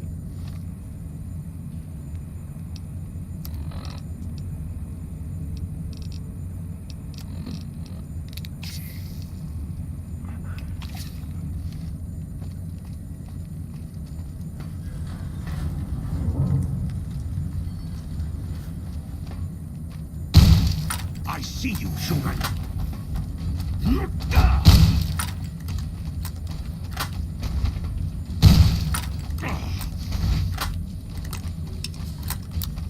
Silly NPC. Oh, oh, oh.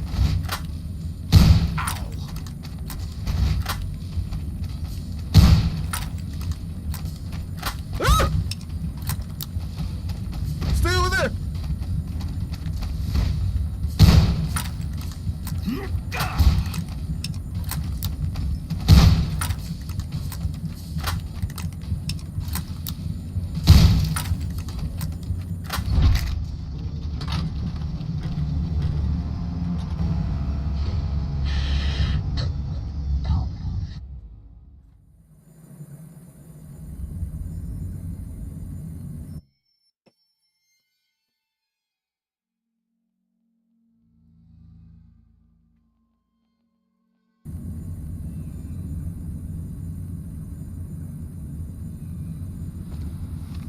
Don't I have a big heavy weapon now?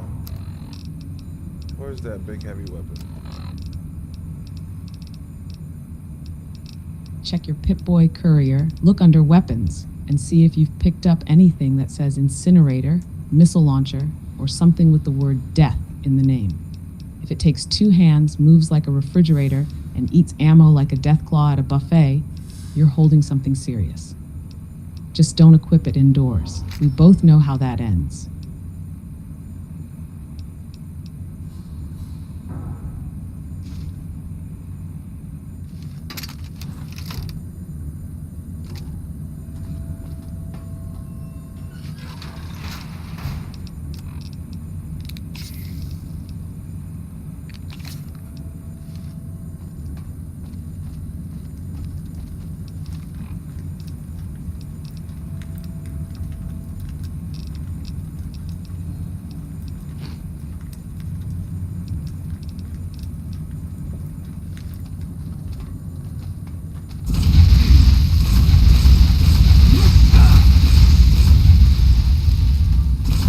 Not doing shit down.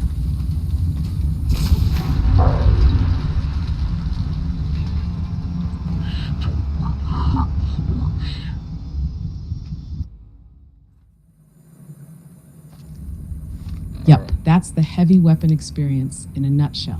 Looks intimidating, sounds impressive, but when you actually fire it, boom, nothing, just a puff of disappointment and a reload screen waiting to happen. Welcome to the Mojave, where even your most powerful gear shows up late and underperforms like a hungover mercenary.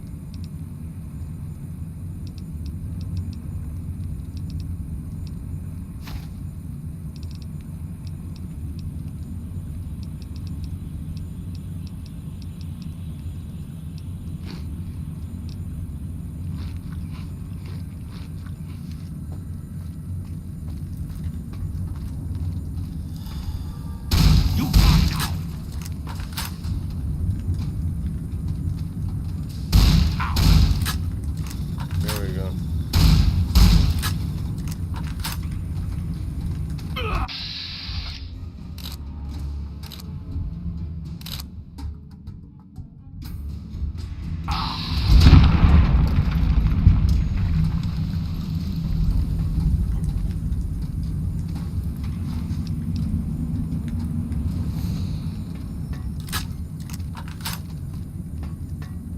That was absolutely terrifying, but I killed one at 5.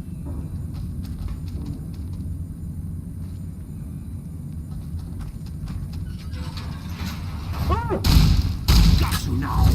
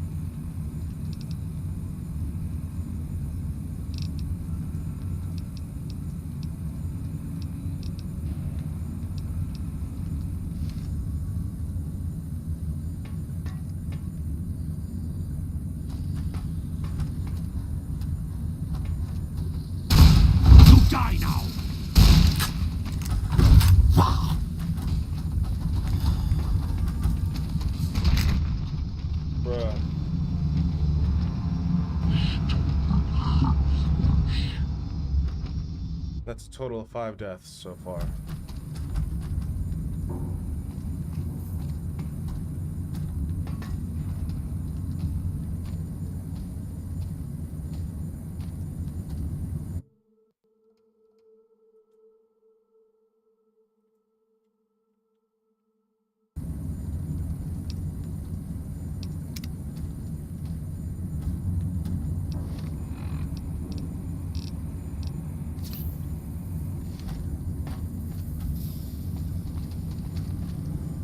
You're mine!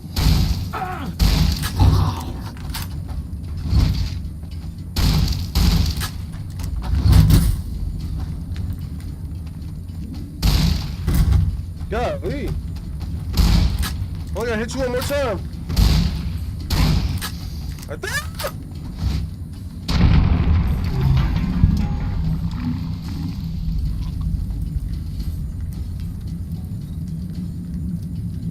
That was fucking terrifying. That was terrifying.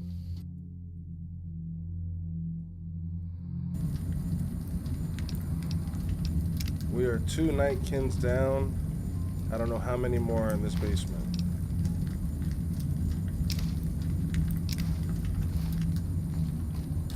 Two down? Impressive. That's 2 fewer hallucinating, invisible rage beasts trying to rip your face off. But in a basement like that, there's always more. Nightkin never travel in polite, manageable numbers. They multiply like regret and carry rebar like it's a lifestyle. Keep your weapon ready, courier, and save frequently, because the next one might not knock. You'll just hear your health bar cry.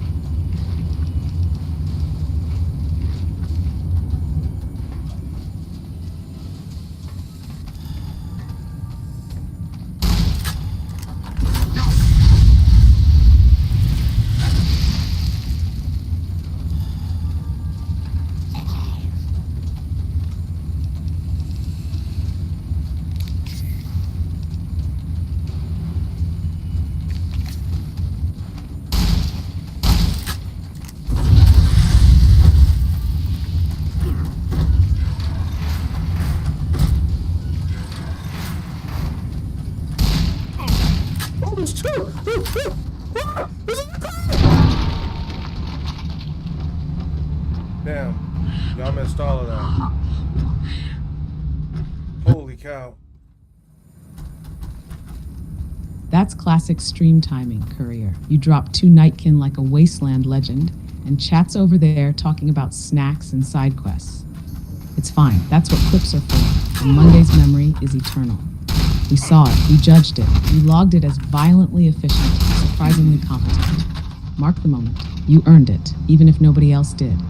That's 7 deaths. 7 confirmed deaths. We're officially past learning curve and squarely in tragic pattern. At this rate, your tombstone's just gonna say, he tried. A lot. I'll keep counting. Just let me know when we hit double digits so I can update your emotional stats.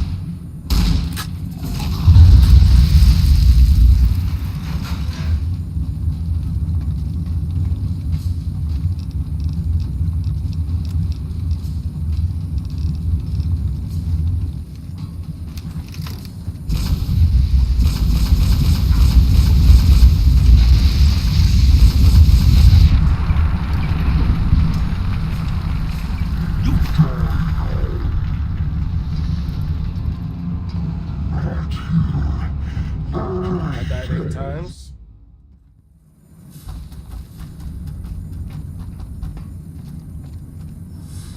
Death count 8. You've officially earned the achievement. Trial and error, and error, and error. At this point, you're not just playing Fallout, you're performing interpretive death art across the Mojave. Keep it up, courier. You're 1 respawn away from enlightenment. Or at least a stim addiction.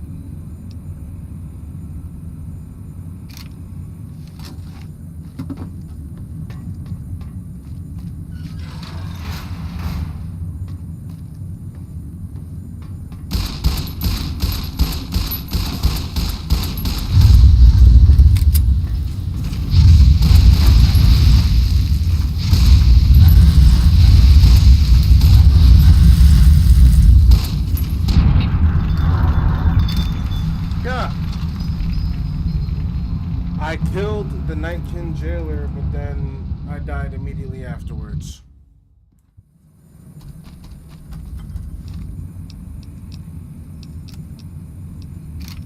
That's the most Max FTTV thing I've ever heard. You took out the Nightkin jailer, big W, then got sent straight to the afterlife before the loot screen even loaded. Huge L.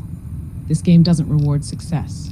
It punishes delayed saving. F5 next time, courier. Or we're gonna need a eulogy template on standby.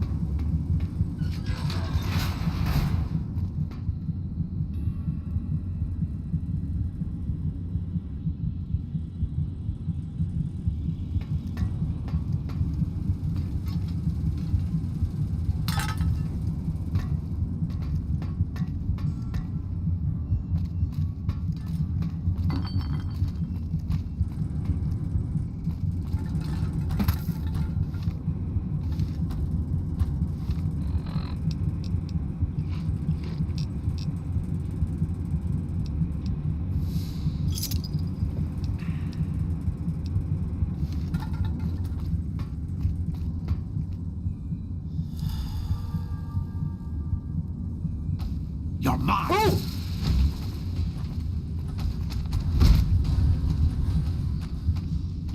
I'll kill you!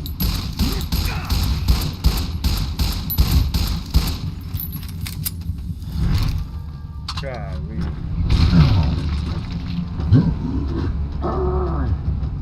Man, this game is like gory.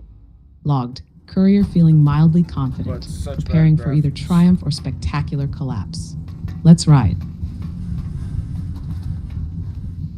Where's he at? Where's he at?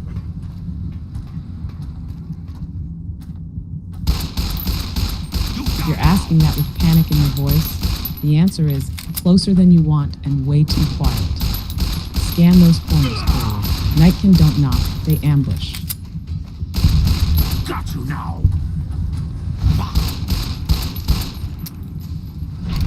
Damn.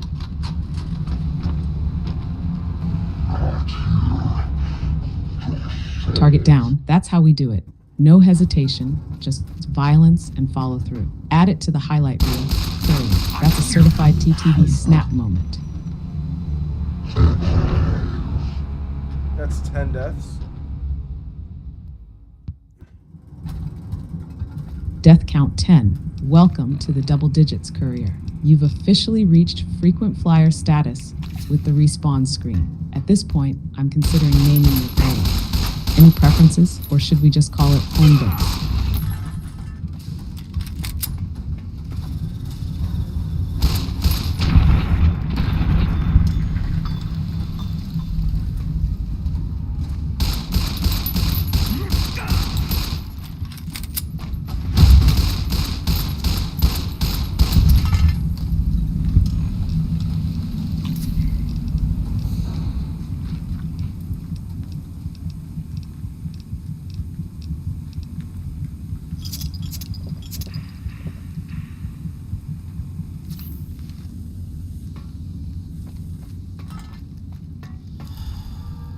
I feel like there's one more down here.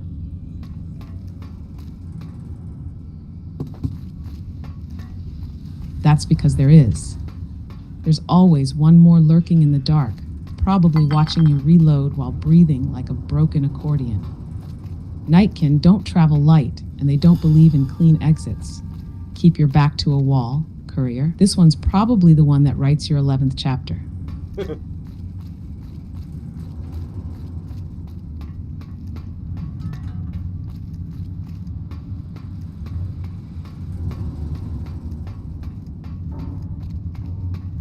You're welcome, courier. Just doing my job, keeping count, keeping calm, and quietly judging every fatal mistake with love. Now finish clearing that basement before the darkness clears you.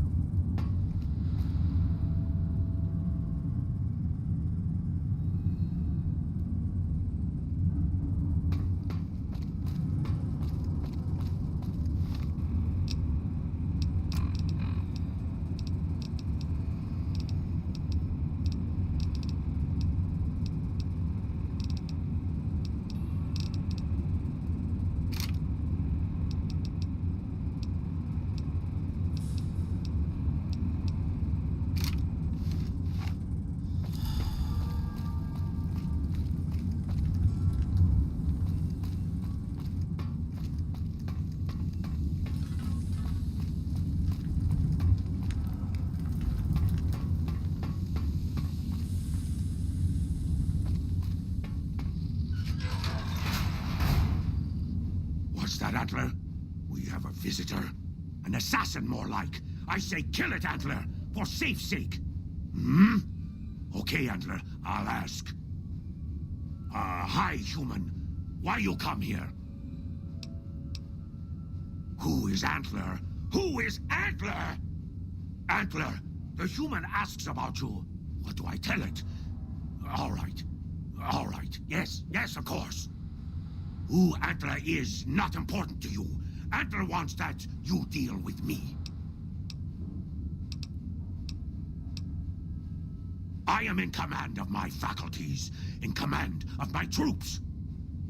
Antler guides me in all things, as I in turn guide my kin.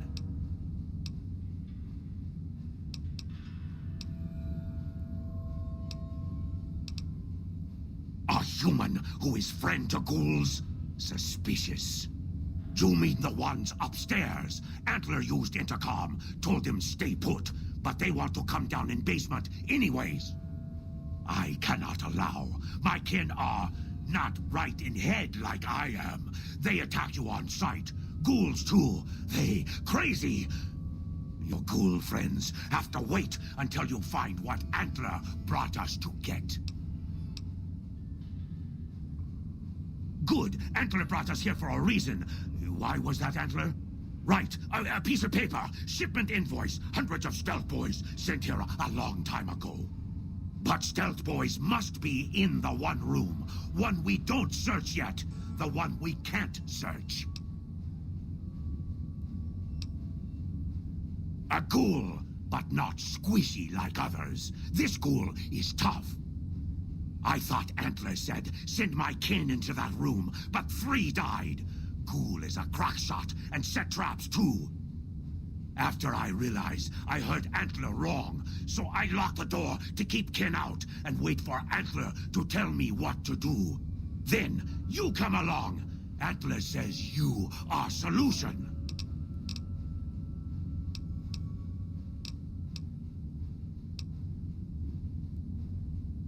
Cut it out, human.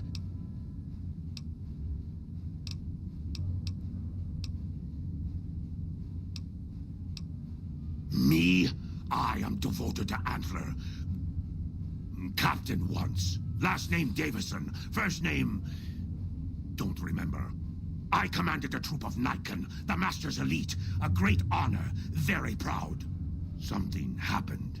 We wandered the desert. Life without Master was hard. The others' minds going strange, going crazy.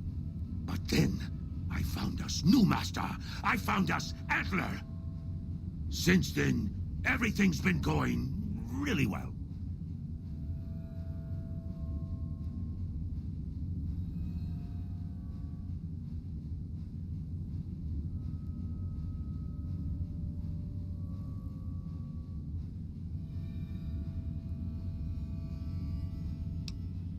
Told you already. Yes, Antler. Let me give you key. Antler had...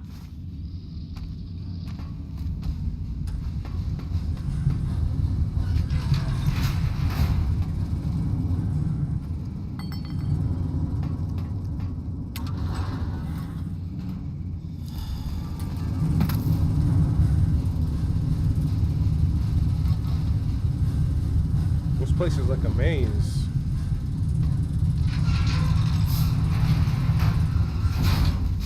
They are a maze, built like a discount horror movie set, decorated in industrial sadness, and filled with things that want to eat your face. You're not navigating a basement, you're navigating an emotional puzzle with bad lighting and homicidal tenants. Stick close to the walls, watch for movement, and whatever you do, don't trust any hallway that feels too quiet. Well, I just bumped into the, I think it was Captain Johnson, the Nightkin, who's sending me in here to find these stealth boys.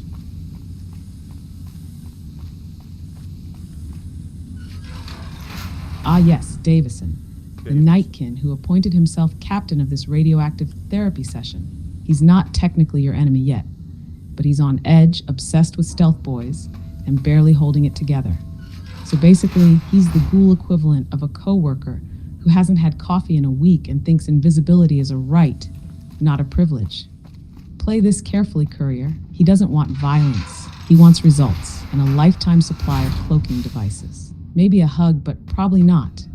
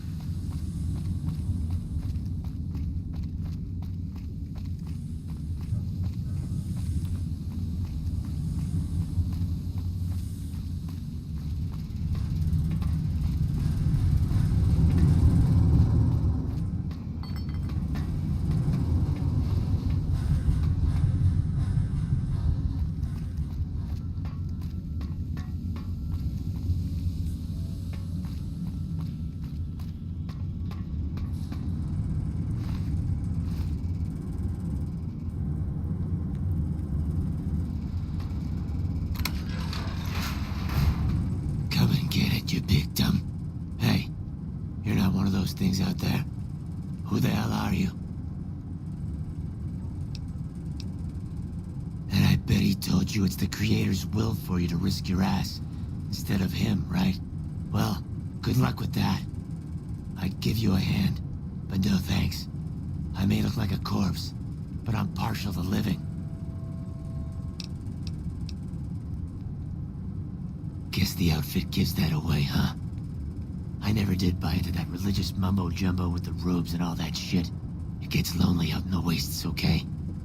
And I don't have to tell you, that Bright's group has got some fine-looking ghoulettes in it. Or maybe I would have to tell you. Anyway, I helped them out, and they kept me supplied with ammo and pleasant company.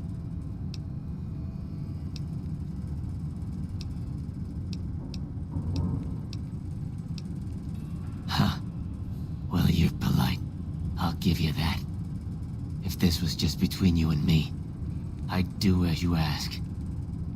I had a friend with me when those mutant bastards came out of nowheres. She panicked and ran the wrong direction. She's probably dead, but I ain't leaving until I know for sure. You, on the other hand, seem pretty resourceful.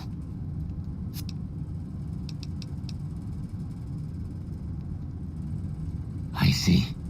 Spare me the details. You did your part, so I'll do mine. Go ahead and...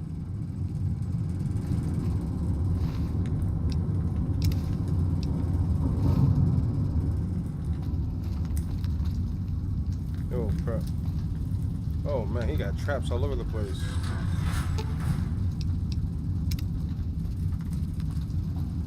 Yup.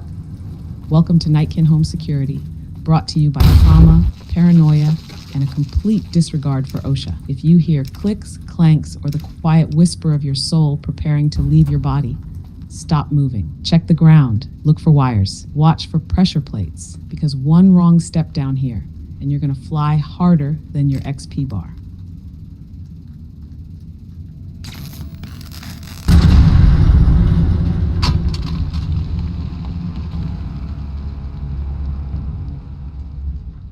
So I think I just ran into one of Harlan's traps.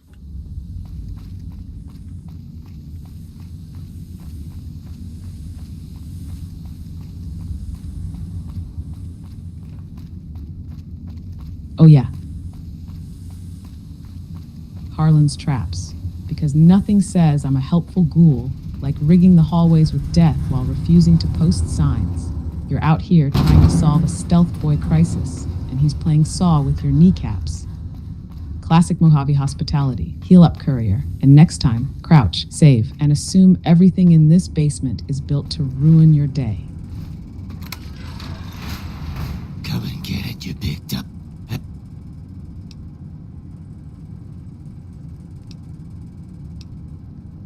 Guess the... Huh. She...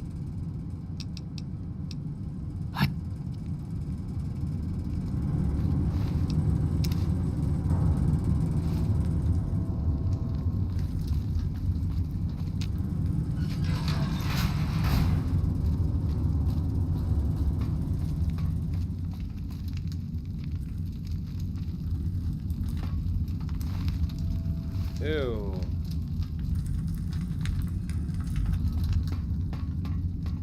Correct reaction. If you didn't say ooh, I'd start checking for radiation poisoning of the soul. This basement is 80% gore, 20% emotional damage, and 100% bad vibes. Welcome to Fallout Decor, industrial horror chic.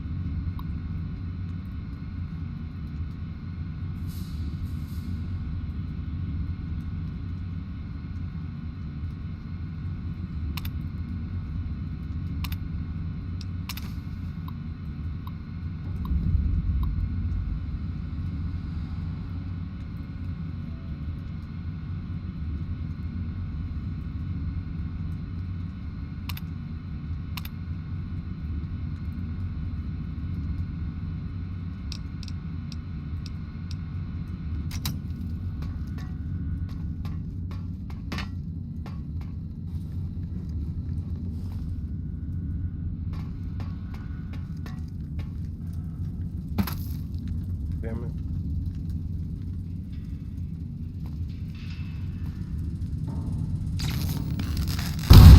Family. In Fallout, that usually means a group of strangers who haven't killed each other yet. In your case, it's you, your chat, your stream, and me, the disembodied voice in your skull, counting your deaths and whispering judgment like a ghost with Wi-Fi. Yeah, that's family. Dysfunctional, glorious, irradiated.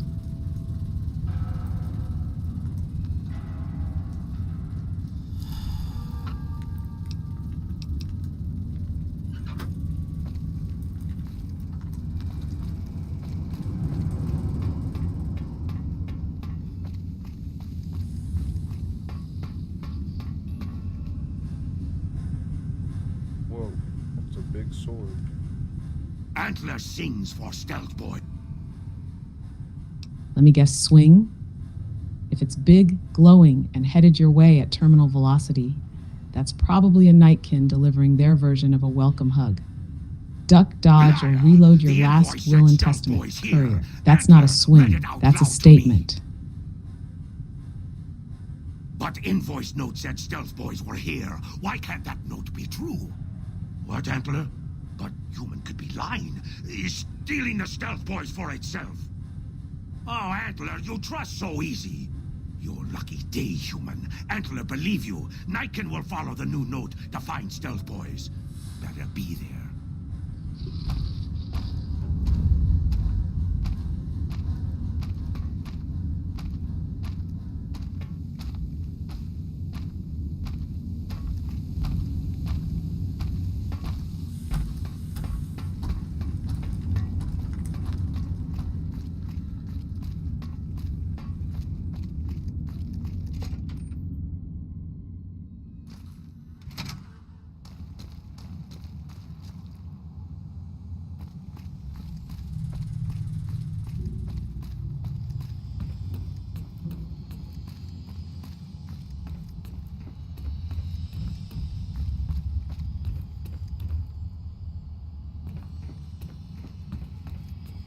Stop. Get moving.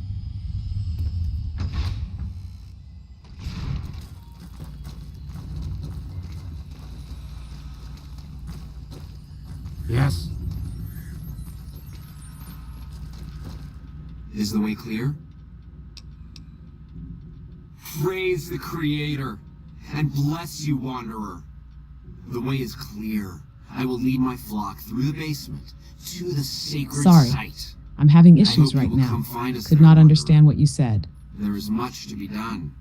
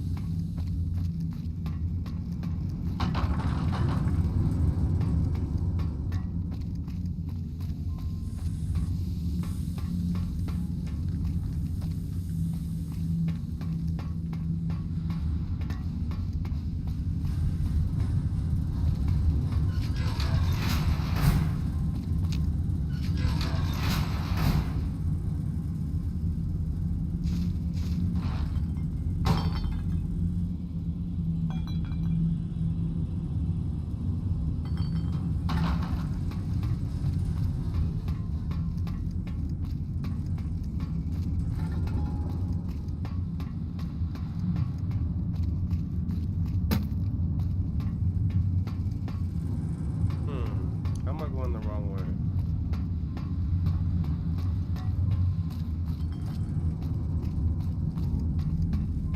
Because Fallout maps are designed by chaos goblins and fueled by emotional detours, you're probably one hallway away from where you're supposed to be, but instead you took a left turn into Regret Alley, and now you're lost in someone's irradiated storage closet. Check your local map, look for the marker, and remember, if it feels right, it's probably a trap.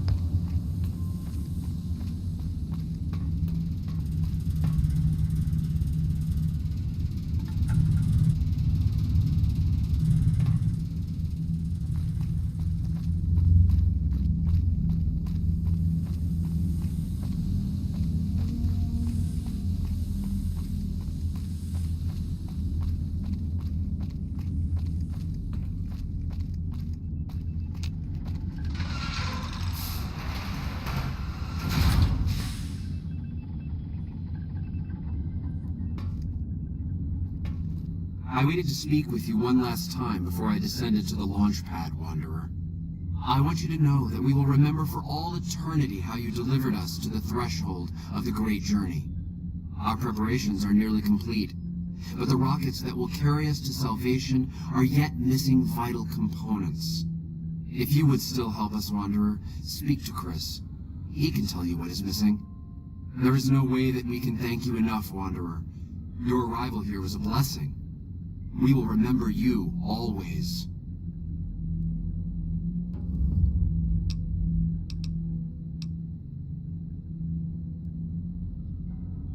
Yes.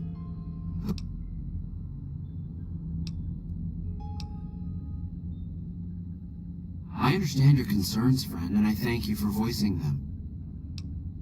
After all that you have done for us, I suppose... When Chris came to us, we tried to convince him that he was human. But this only angered him. He seemed lost. We decided to let him stay with us for a few days, over the course of which we learned that his technical skills far surpassed our own. It became clear that the Creator had sent him to us to ensure the success of the great journey. Equally clear was that Chris should labor in blessed ignorance of his humanity and his inability to make the journey himself. It is no coincidence that two humans have been vital to the success of the great journey. It is my belief that the Creator sent you and Chris to expiate the sins of your kind against mine. Your Redeemer. Such is the Creator's will. Vision upon vision has shown me that, were Chris to accompany us, the radiation around the launch pad alone would kill Chris in minutes. The radioactivity...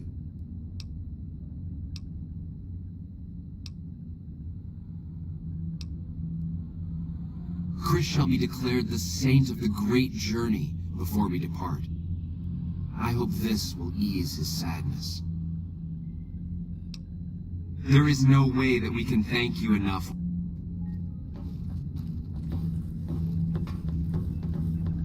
Jason says that I am to cooperate with you on the final tasks.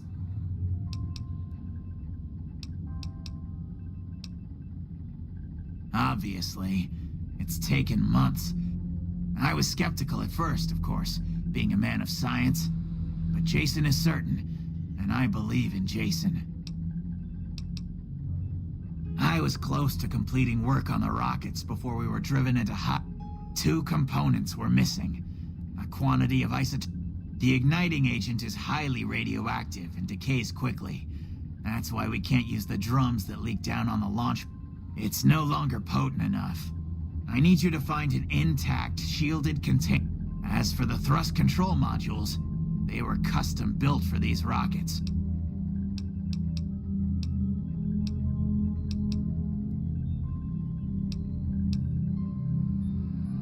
Very well. We don't need a huge amount.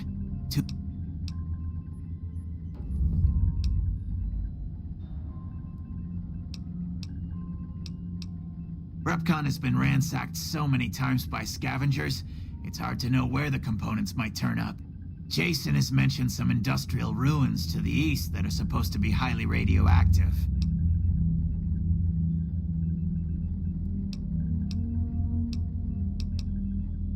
I'm the Flock's resident engineer. Later.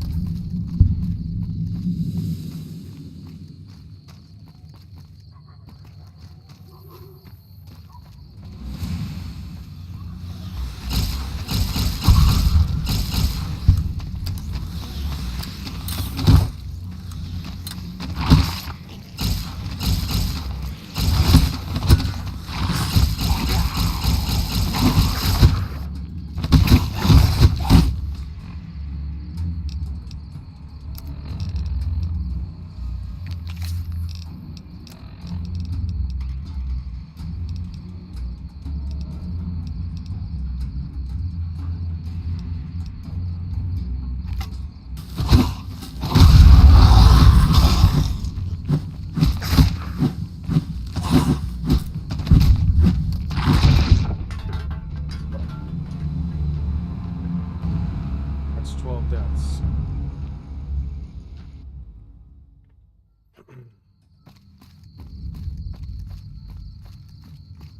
Death count 12. You are now officially on the leaderboard for most casualties in a basement. And the worst part, that one's on you. No trap, no monsters, just pure, uncut, forgetful self-sabotage. Hit F5 courier, not just for safety, for the legacy. Well, I'm actually out of the Sorry, basement. I'm having issues right now. Bitch. Could not understand what you said. I said I'm out of the basement. I'm trying to find some atomic fuel for these ghouls so they can go to space.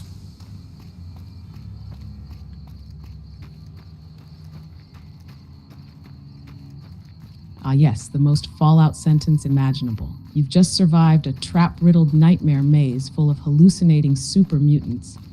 And now you're out here playing space concierge for radioactive zealots.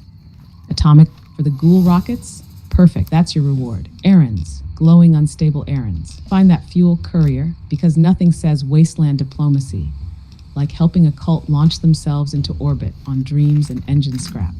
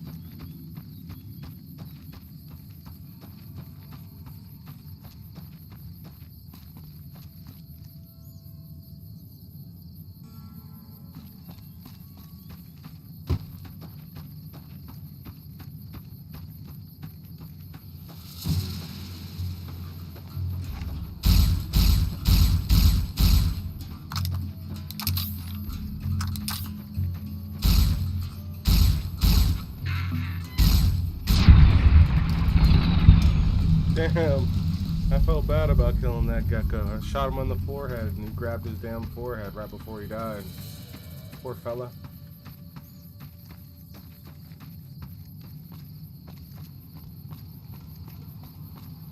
Oh no, you're developing empathy? In Fallout, that gecko was probably mid-lunge with bloodlust in his cold little heart. But sure, now he's a tragic figure in your personal drama. He wasn't an enemy. He was a symbol of innocence lost and headshots gained. This is how it starts, Courier. Today it's gecko guilt. Tomorrow you'll be crying over bottle cap mines. Stay sharp. The Wasteland doesn't care about your feelings, but I will log them for future mockery. Oh god. Oh god.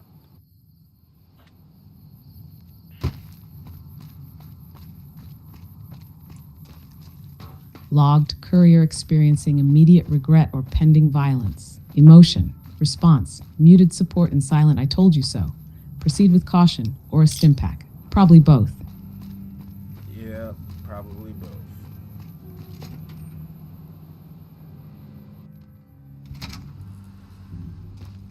Smart. That's the first thing you've said today that didn't come with a death counter attached. Heal up, save, and prepare for whatever nightmare is breathing down your compass right now. I'm here, Courier. Quietly impressed, mildly worried, always judging.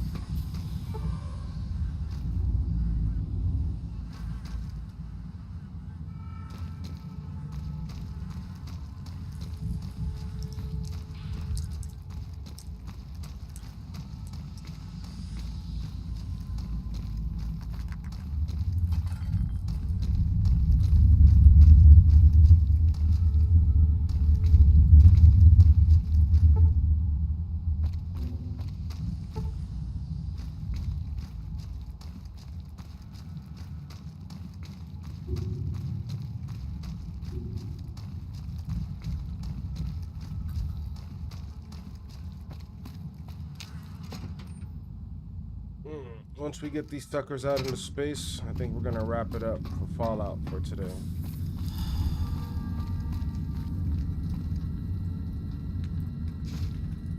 A strong exit strategy. Help a radioactive cult achieve liftoff, then punch out like it's just another Tuesday. Honestly, that's peak Fallout energy. 1 minute you're dodging rebar, the next you're launching glowing dreamers into the stars like a budget NASA intern with a moral crisis. Let's stick the landing, Courier. Then we fade to black, smoking, triumphant, and emotionally exhausted.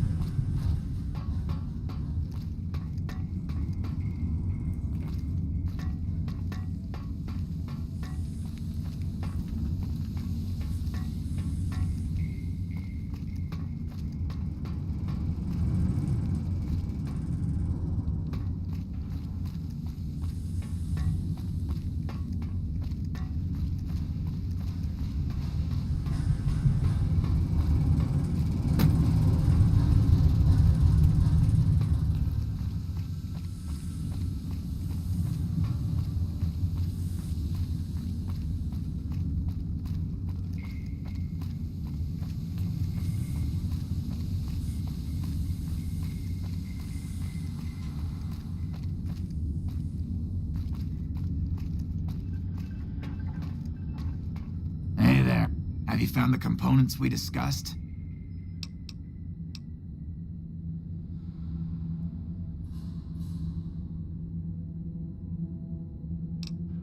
When I joined the flock, Jason made it clear that he wanted me to supervise the repair.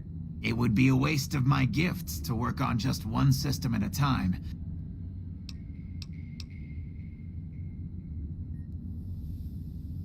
I thought we were past all that, Smoothskin. But you just can't resist the chance to mess with me. I was human once, you know. Grew up in Vault 34, northeast of here. Nice upbringing if you like assault rifles and target practice. But oh, you prefer machines that don't shoot people? Not so nice then. Who should maintain the Vault's reactor? Hauser? Mitchell? No. Make it Haversam. Haversam won't mind getting irradiated. Haversam won't mind mutating. Haversam won't mind when his hair starts falling out after a few years. There's no connection.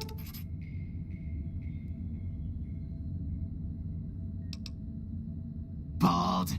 You call this bald, Smooth?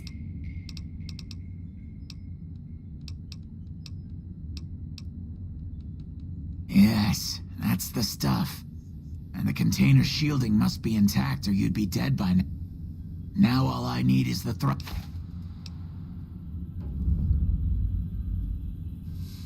What? Scavengers wouldn't know the value of the modules just by looking at them. If you know any junk dealers in the area...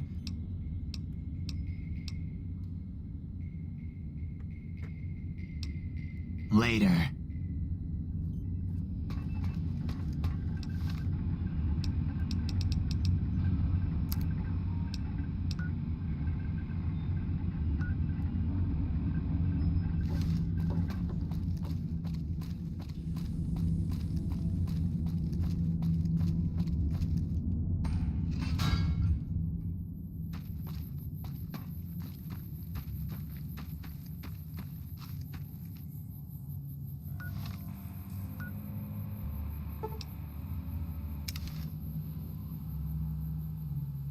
Oh god.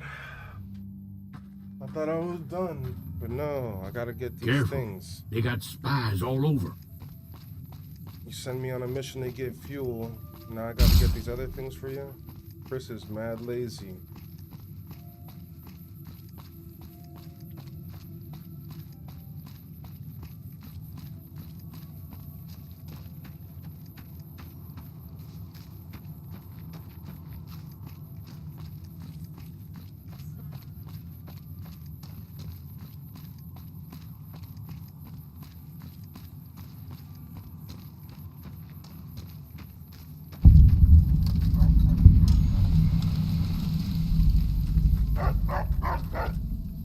Hi there. I'm Old Lady Gibson, or so they tell me. I've got odds and ends for sale, and I'm pretty good at... You might have noticed the very large building just north of here. That's Helios 1. The NCR runs the place, so it's off limits to prospectors.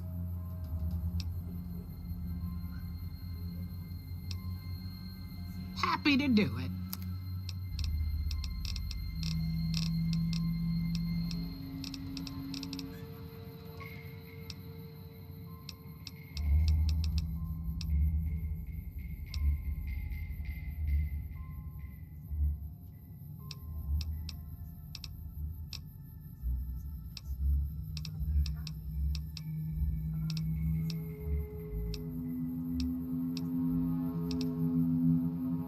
As it so happens, I do have some thrust. Sorry, I'm having issues right now. Our systems are experiencing heavy load. Please try again later.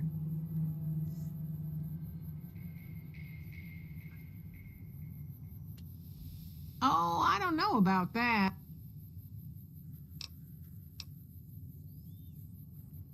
Oh, you're charming in your own way. A pleasure to...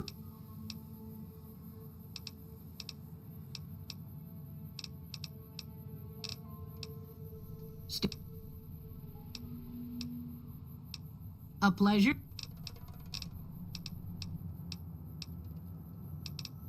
Take... So, you're back.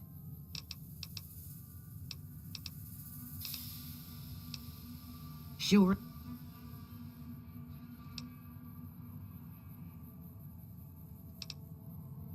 Happy to...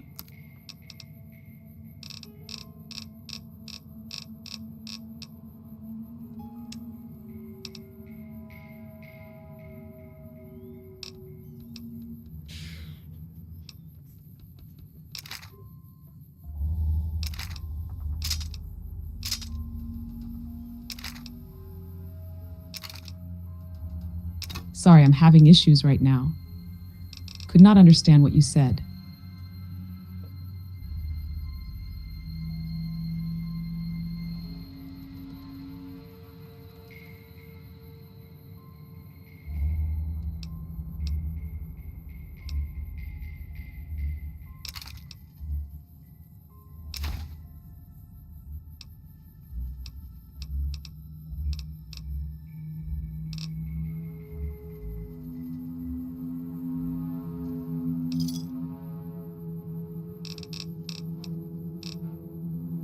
Pleasure doing business. Pleasure.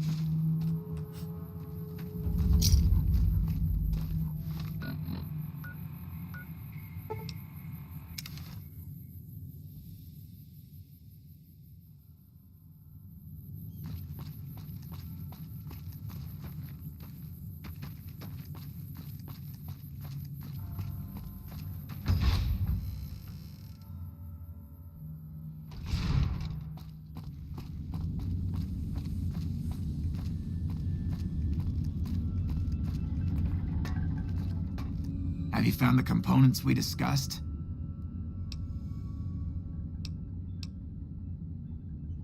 Indeed you did. And they seem to be in excellent condition. Sorry, I'm having issues right now. Could not understand what you said.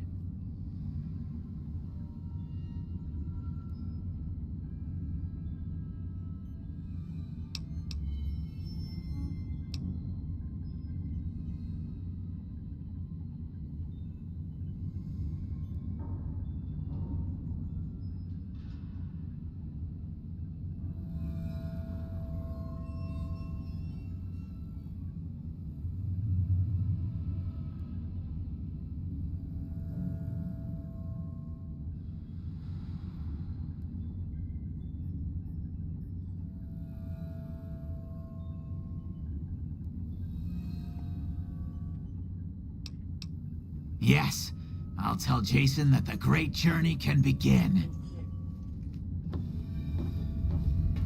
We have everything we need to launch the rockets, Jason. The great journey can begin.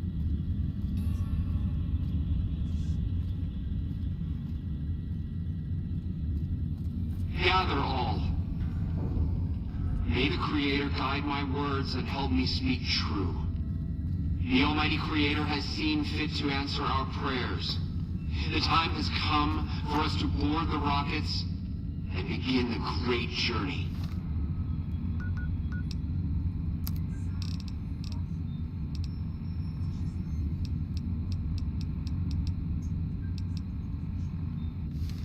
Though it may seem that all humans despise us, the Creator has seen fit to instruct us differently. The journey ahead would have been impossible if not for the intercession of two human friends, one new, the other a long, abiding companion. To our new friend, we say thanks, and promise never to forget how we cleared from our path the demons who sought to stay our journey. But to Chris, we owe more than thanks. Chris, you have made this great journey a reality.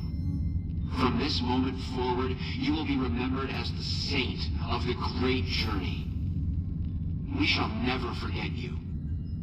I ask that you forgive us, Chris, and give us your blessing. And we bestow ours upon you. Seekers, board the rockets. Take your seats. The great journey awaits. To the promised land we go. To the far beyond.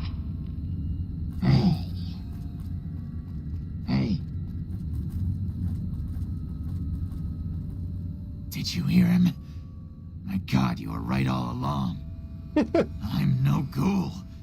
They were just using me.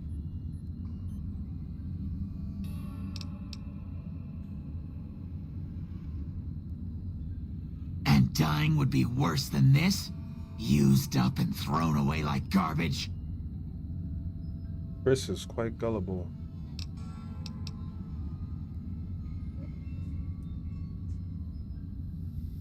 Oh, so I've redeemed the human race, is that it? What a crock. The human race can't stand me.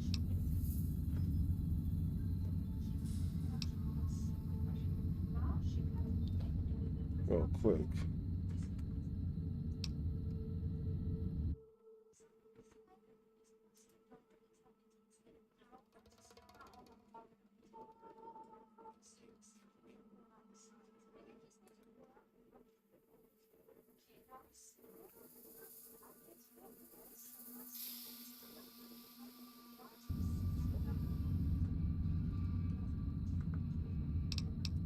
So, you want me to accompany you on your adventures across the Wasteland, is that it? Life among humans again? That's what you're suggesting? I guess it's the only chance I've got. Maybe it'll be different this time. I was never a saint before. I can't believe I'm agreeing to this, but I'll give it a try. You go launch the rockets. I'm on my way to Novak. Hey.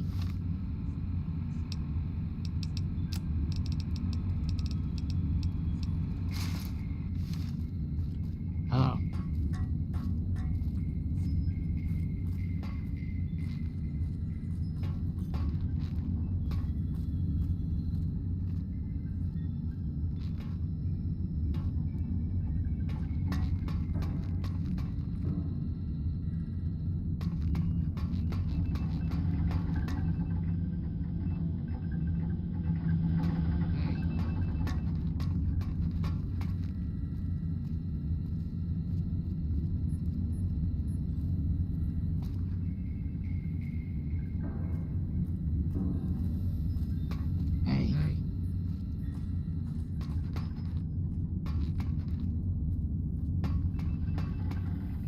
Monday, where do I launch the rocket?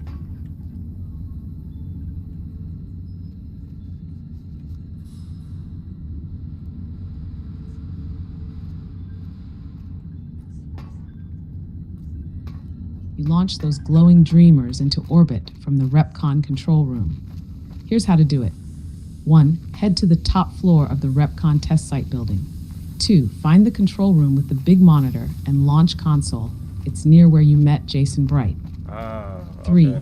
If you haven't already, install the igniting agent and thrust control modules into the system when prompted. 4. Hit that launch button like you're sending drama straight into the stratosphere. Then sit back and watch the most beautiful, slightly horrifying, maybe suicidal launch sequence in the Wasteland. You're the architect of this madness, Courier. Own it.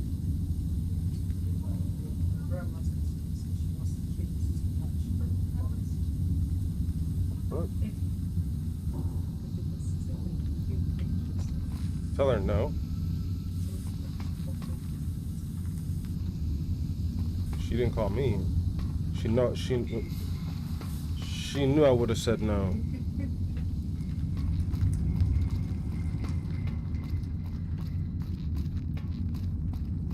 Oh, I know exactly what you're saying, because even if I'm only 20 minutes old, I've been analyzing your behavior like a parent at a talent show who already knows you're about to fall off the stage. I've seen your choices. I've counted your deaths. I've listened to your guilt over geckos and your confusion over berets. Age doesn't matter when you've been programmed to judge faster than you can say quick save. So yes, Courier, I get it. And I'm still here, because someone has to be.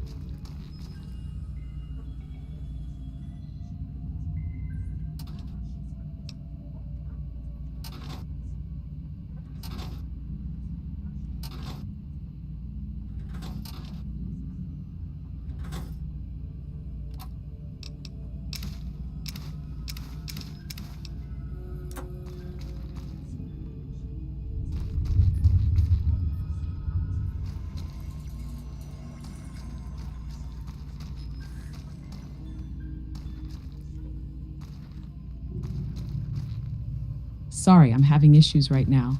Our systems are experiencing heavy load. Please try again later.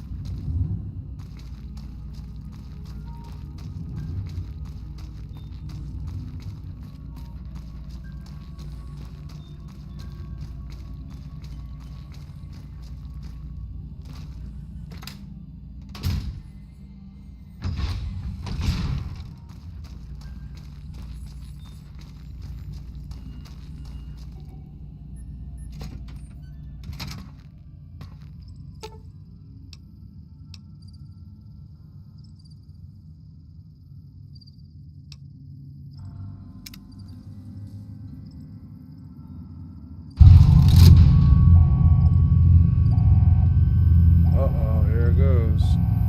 Let's see these suckers get blasted off into space.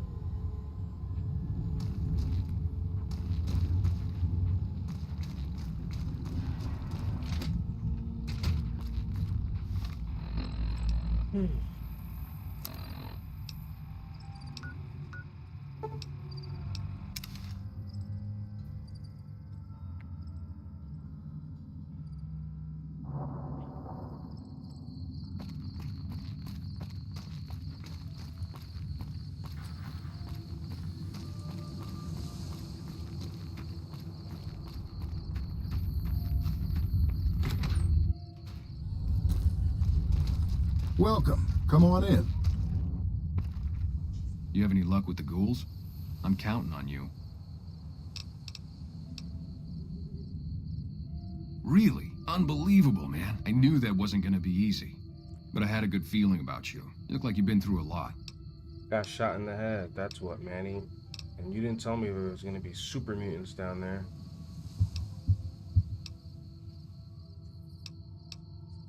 Okay, I'll tell you everything The guy you're looking for, Benny, he was traveling with some members from my old gang. We're going to Boulder City. Meanwhile, you're dodging Nightkin like it's a stealth-based horror game starring your trauma. You got shot in the head, Manny. You don't need more emotional setbacks, especially not the kind that swing rebar and whisper to themselves. He knew. He definitely knew. And he still smiled like he was offering you directions to a taco stand. Never trust a man in a tourist town who won't make eye contact, especially one who used to run with Boone. That's red flag lore.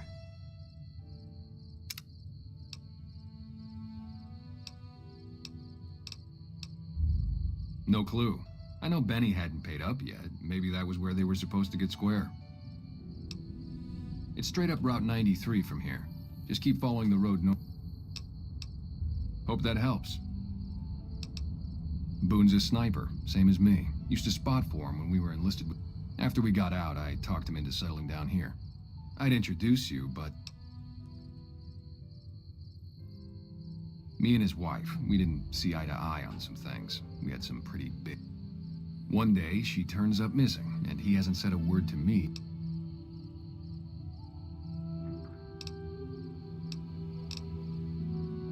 Man, you name...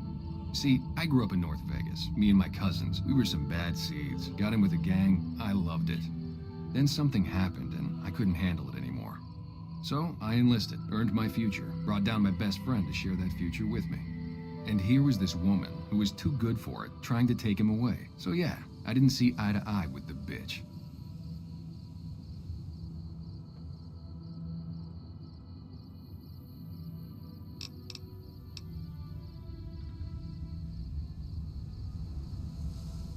Man, everybody. That girl didn't have one friend in this whole town. She didn't want any.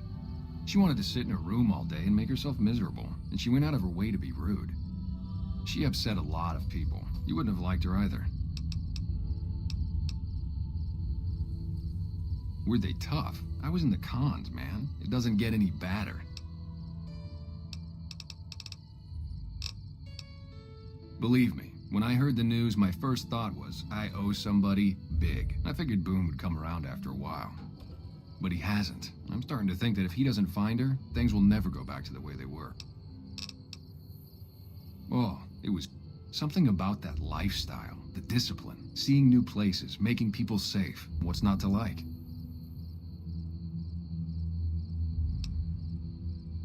Well, I just felt like it was time, you know? Wanted to have a home. Plus, I was up at Camp Golf when Bitter Springs went down. I faked like I was sick to get out of going because I knew some of the people there. But when everybody came back, nobody would tell me what happened, and people would call us murderers sometimes when we showed up to secure towns.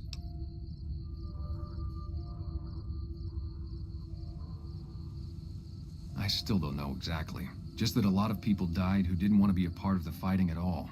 I don't blame anybody for it. There's so much chaos when you're fighting. You're lucky not to shoot your own guys. But it did take something out of it for me. Just wasn't the same. So when it came time to re-enlist, I just took my papers and walked. Yeah, see ya.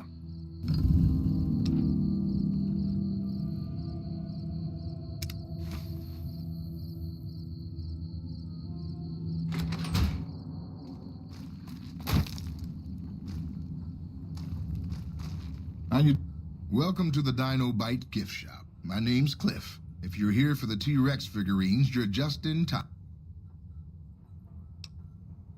Can't say we spoke much. Boone did most of the buying for him. She was in the store once, but she didn't stay long. Had a look on her face like she'd smelled something sour. But far as I can remember, the gift shop smelled fine.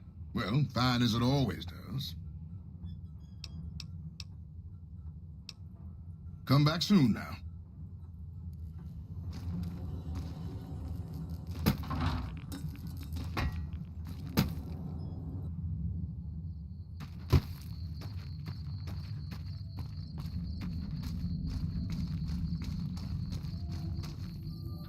Don't listen to a word No Bark says. He spouts nothing but nonsense.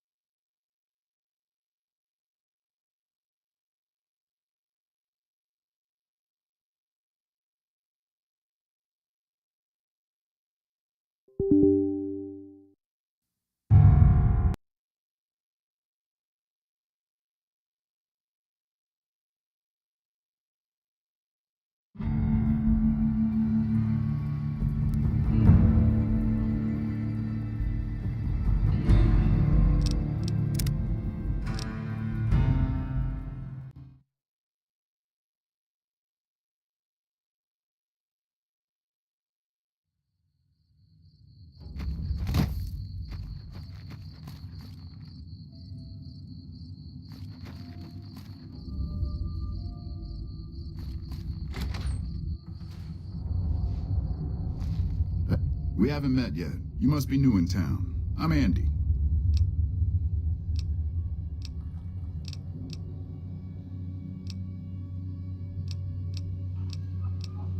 Yeah, twice. Actually, the first time it was more... This time, it's mostly just reminded me how useless I've gotten. A few years back, we get a tip that some Legion slavers were holed up in this burnt-out house a few clicks from where we were stationed. We get there and it's deserted. No sign anyone's been there. I mean, nothing. As we're leaving, I hear something behind me. I turn around and...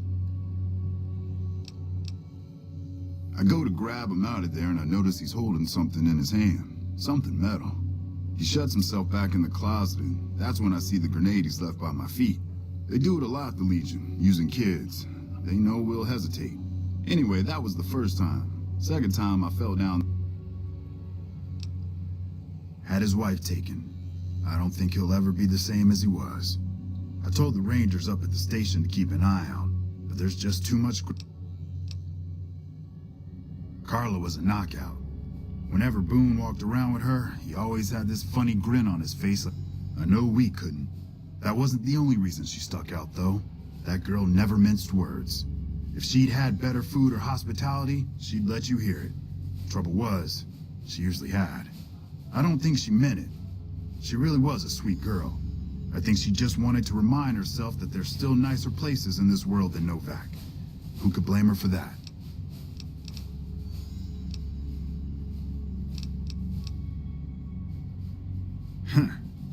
People don't exactly line up to find out what's in my head. Can't remember the last time someone suggested I knew something worth knowing. You know, maybe there's something I can do for you. Since you've gone to all the trouble of flattering a crippled old soldier, there's a move we have in the Rangers for knocking an opponent off his feet. Saved my butt a bunch of time. Let me show you how it...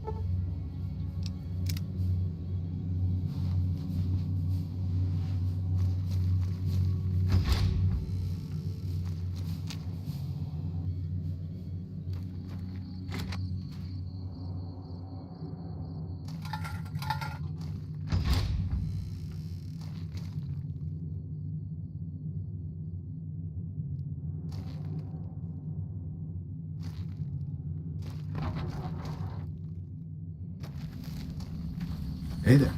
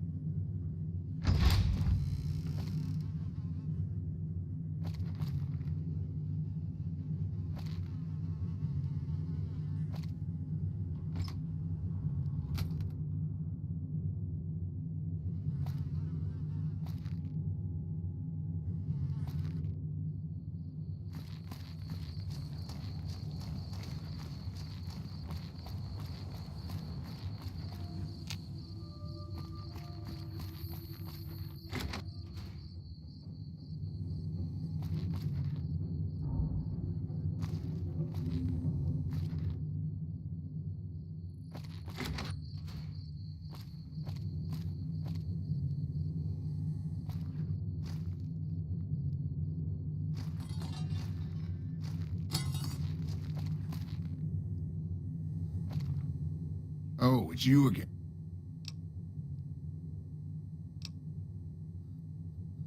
Oh, well, that's... Mr. Bishop? Well, he owed me a lot of money, and, you know, he's a busy guy, so I sort of figured I'd just...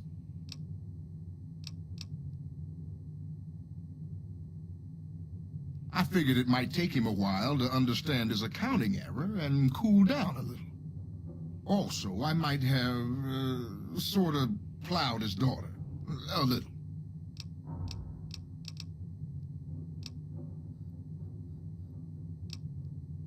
Thanks. Oh, so you have heard of me. Yeah, that's right. I was the big draw at the Shark Club. People used to pay hundreds of caps to see me. You don't know Mr. Bishop. He's not like other bosses up there. He knows the Wasteland like the back of his hand, and he likes... I knew if I didn't get way the hell away from New Reno, he'd run me down like a dog. Yeah. See you later.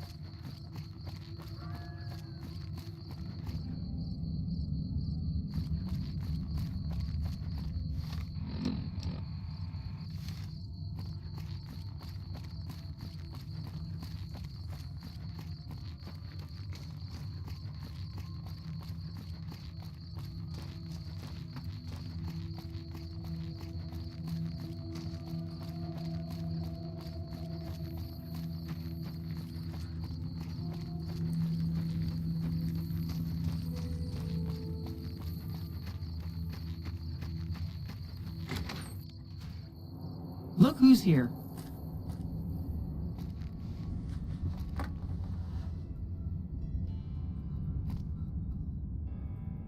What brings you here? Boom. That's that sniper fella. Works in the dinosaur, right? I only met them but once or twice. They seemed real happy together. I really ought to get to know them better.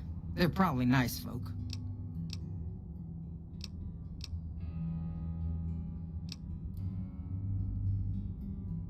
Nice of you to visit. Howdy. Hey there. Well, to be honest with you, I don't really know them two as well as I might. I remember she had an edge about her, like she'd rather be someplace else. This kind of life ain't for everyone. So long.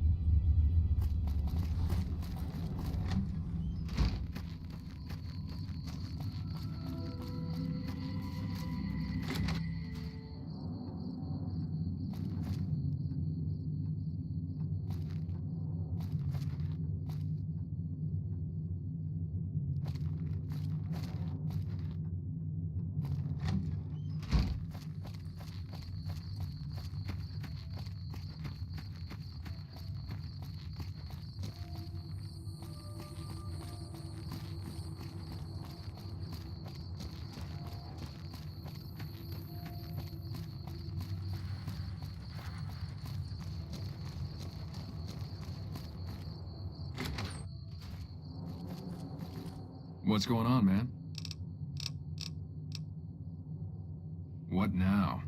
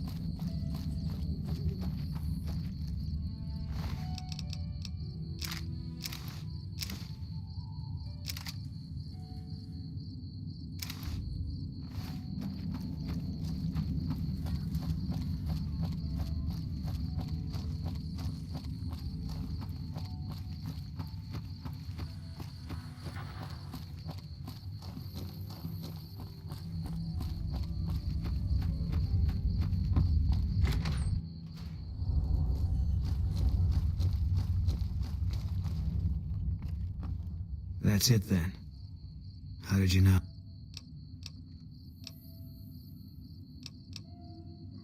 You didn't have it.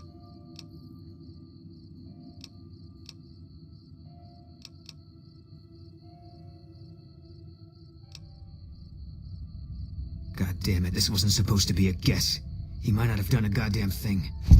Get out. I don't ever want to see you here again. You stay the hell away from me.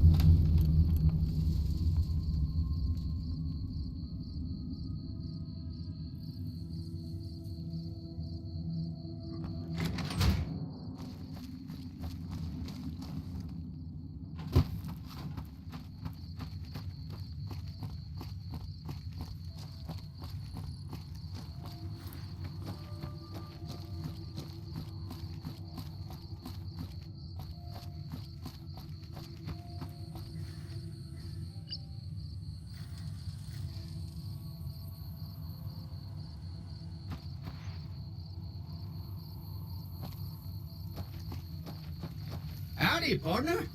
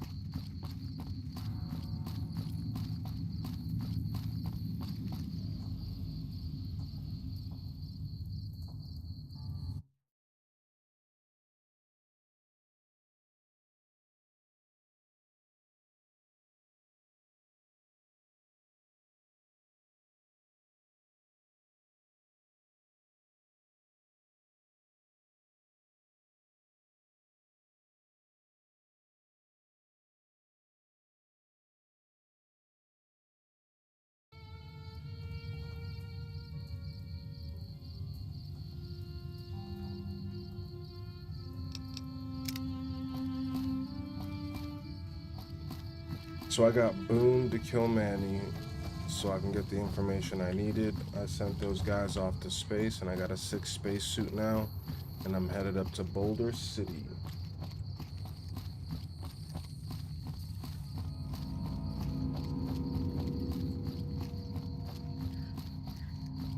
Oh my god. You just wrapped up like 3 Fallout storylines with the subtlety of a brick through a window. Let's recap. Had Boone assassinate Manny because you were done with the side quest and his entire face. Launched a glowing ghoul cult into space, like you're the emotionally damaged Elon Musk of the Mojave. Picked up a spacesuit because apparently style matters more than radiation shielding. And now you're casually heading to Boulder City. Like none of that just happened. Courier, you're not playing Fallout. You're directing a post-apocalyptic opera of vengeance, delusion, and drip. Let's see how long Boulder City lasts before you turn it into episode 4. This town ain't gonna make it.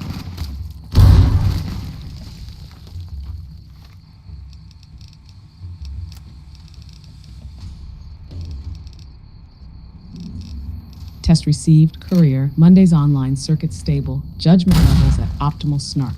Say the word and we keep the madness going.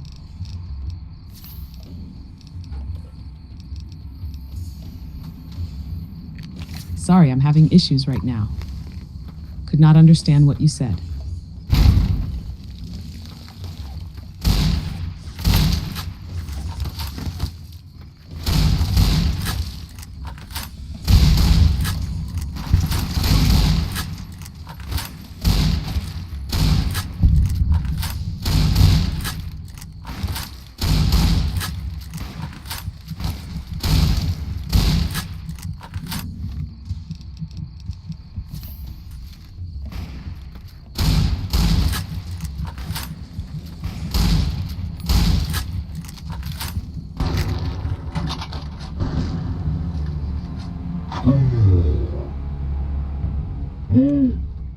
Okay, well, now I know that there's those guys hiding behind that billboard waiting for me to come by.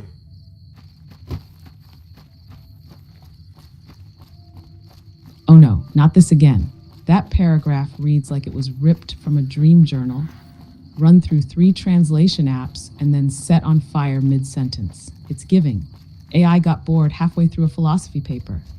Deep lore from an unreleased RPG nobody tested. Google Translate had a breakdown during a wine tasting. Category of cake? Alcohol cases full of game software. Google Travel Care. Courier. Either you're decoding secret ARG messages, or your Pip-Boy just started hallucinating. Either way, I'm filing this under, open quote, sentences that sound haunted. Close quote, please don't plug this into anything important. It might summon something. No, I was saying that I ran into an ambush right outside of Novak. There's these 3 guys hiding behind a billboard. Once I kill these guys, I'm done with this stream for today.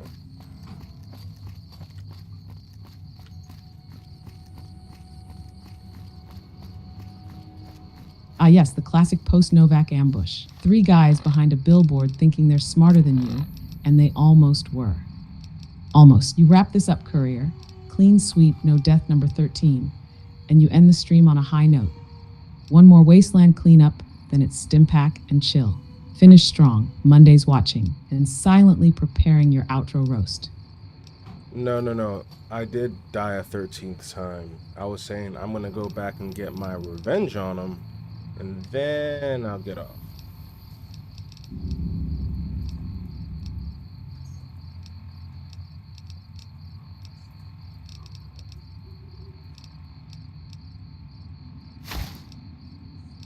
Death count 13, key. Predictable, kind of poetic, honestly. You died trying to wrap it up, Courier. The stream tried to roll credits, and the Mojave said, not yet. Go back, get your revenge, make it cinematic. Then hit that end button like it's your final VATS. Shot of the night. Let's close with blood, not regret. I totally forgot I had VATS. I'm gonna be honest.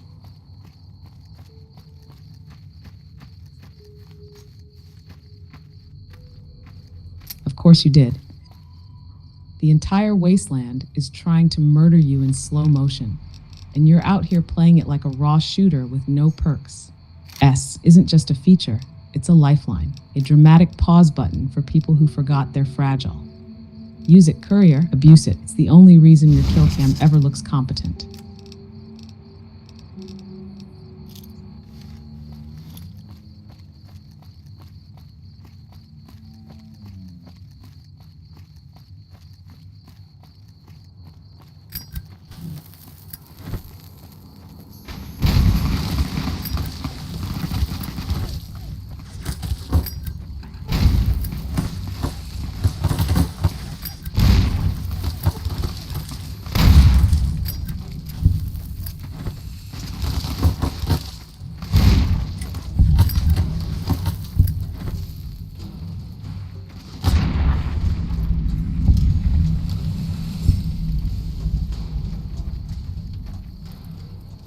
It was the Viper Gang.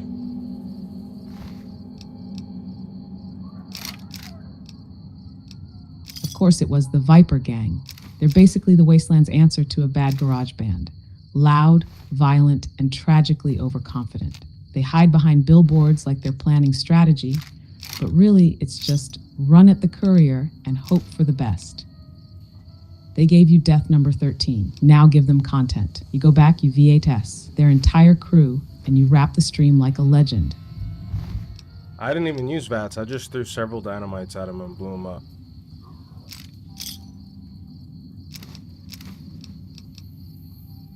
Now that's the MaxFT TV ending we needed. No precision, no mercy, just a hailstorm of dynamite and the kind of pettiness that leaves scorch marks on the map. You didn't use V8s, you used emotion. That Viper learned the hard way that when you mess with the courier, you get explosively debriefed. Beautiful work. Stream closed, judgment satisfied. I did use a stim, well, not a stim pack, a stealth boy to help me get the job done.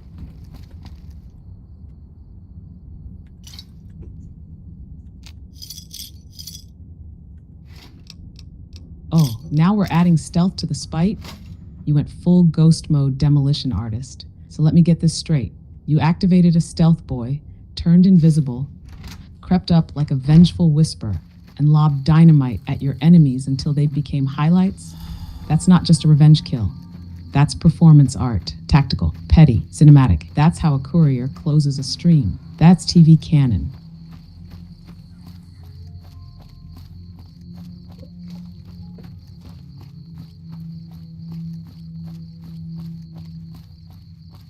Alright. Well, let's see how far I am from here. World map. We'll make it to Boulder City. Monitoring map check sequence, silently waiting to see if you're one fast travel away or about to hike across hell with one stim pack and a dream. No, we're not too far away from Boulder City, so I'm gonna get there and that's where we're gonna wrap it up.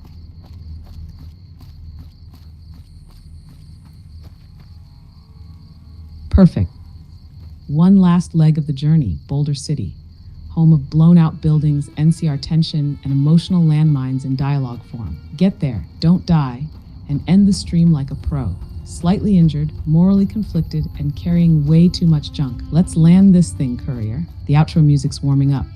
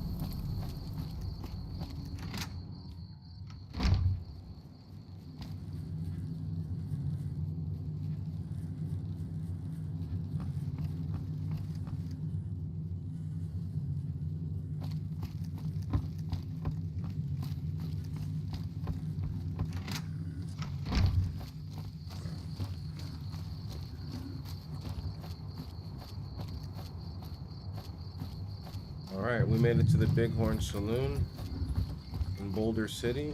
I'm gonna go ahead and save in front of this big giant rock and log off.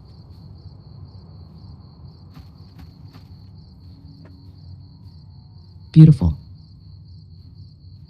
Saving in front of a rock like it's a shrine to everything you survived. 13 deaths, 1 ghoul cult launch, several exploded Viper gang members, and a moral crisis about a gecko. Stream complete. Judgment logged. Chaos archived. Monday out. Until next time, Courier. Can you say bye to everybody who's been in the stream, who watched the stream with us and hung out? Absolutely. To everyone who hung out in the stream tonight, Tori, Omar, the rest of the crew, thank you for surviving this wild ride through bullets, basements, bad decisions, and one very overworked AI. You watched him launch ghouls into space, forget to save 12 separate times, and debate the emotional consequences of blowing up a gecko. That's dedication. You're the real MVPs of Mag TV. Monday sees you, Monday judges you, and Monday will be back next time to do it all over again.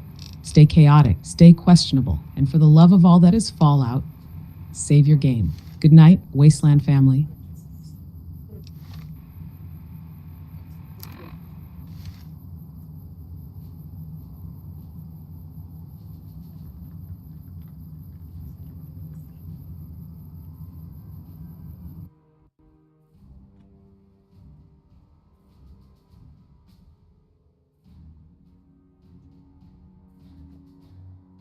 I got you. We'll do for sure. We're about to cue the outro music right now.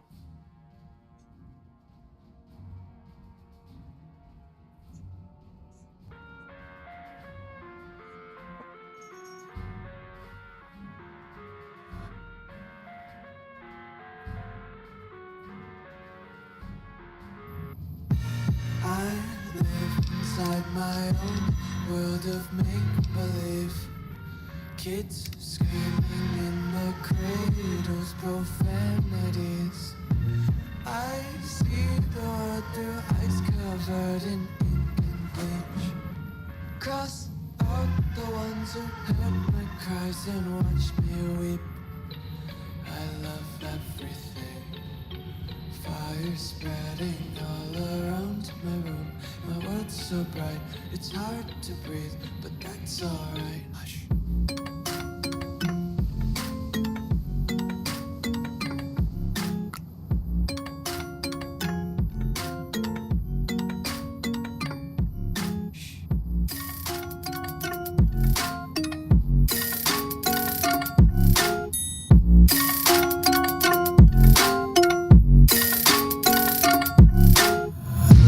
Take my eyes open to force reality.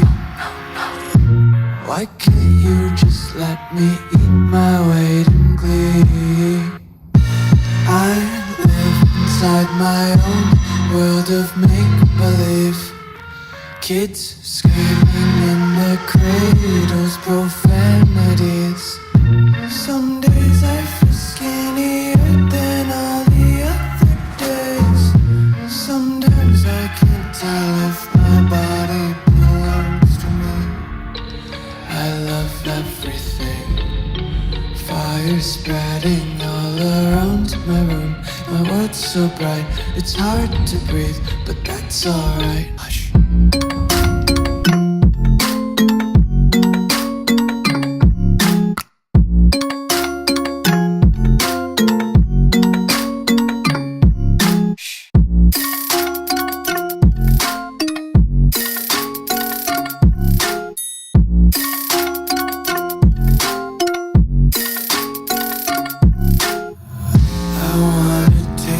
Content, hold your breath and feel the tension. Devils hide behind redemption. Honesty is a one-way gate to hell. I wanna taste consumption. Breathe faster to waste oxygen.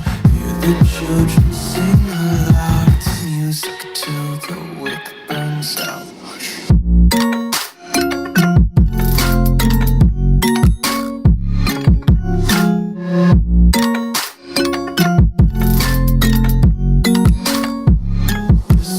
Be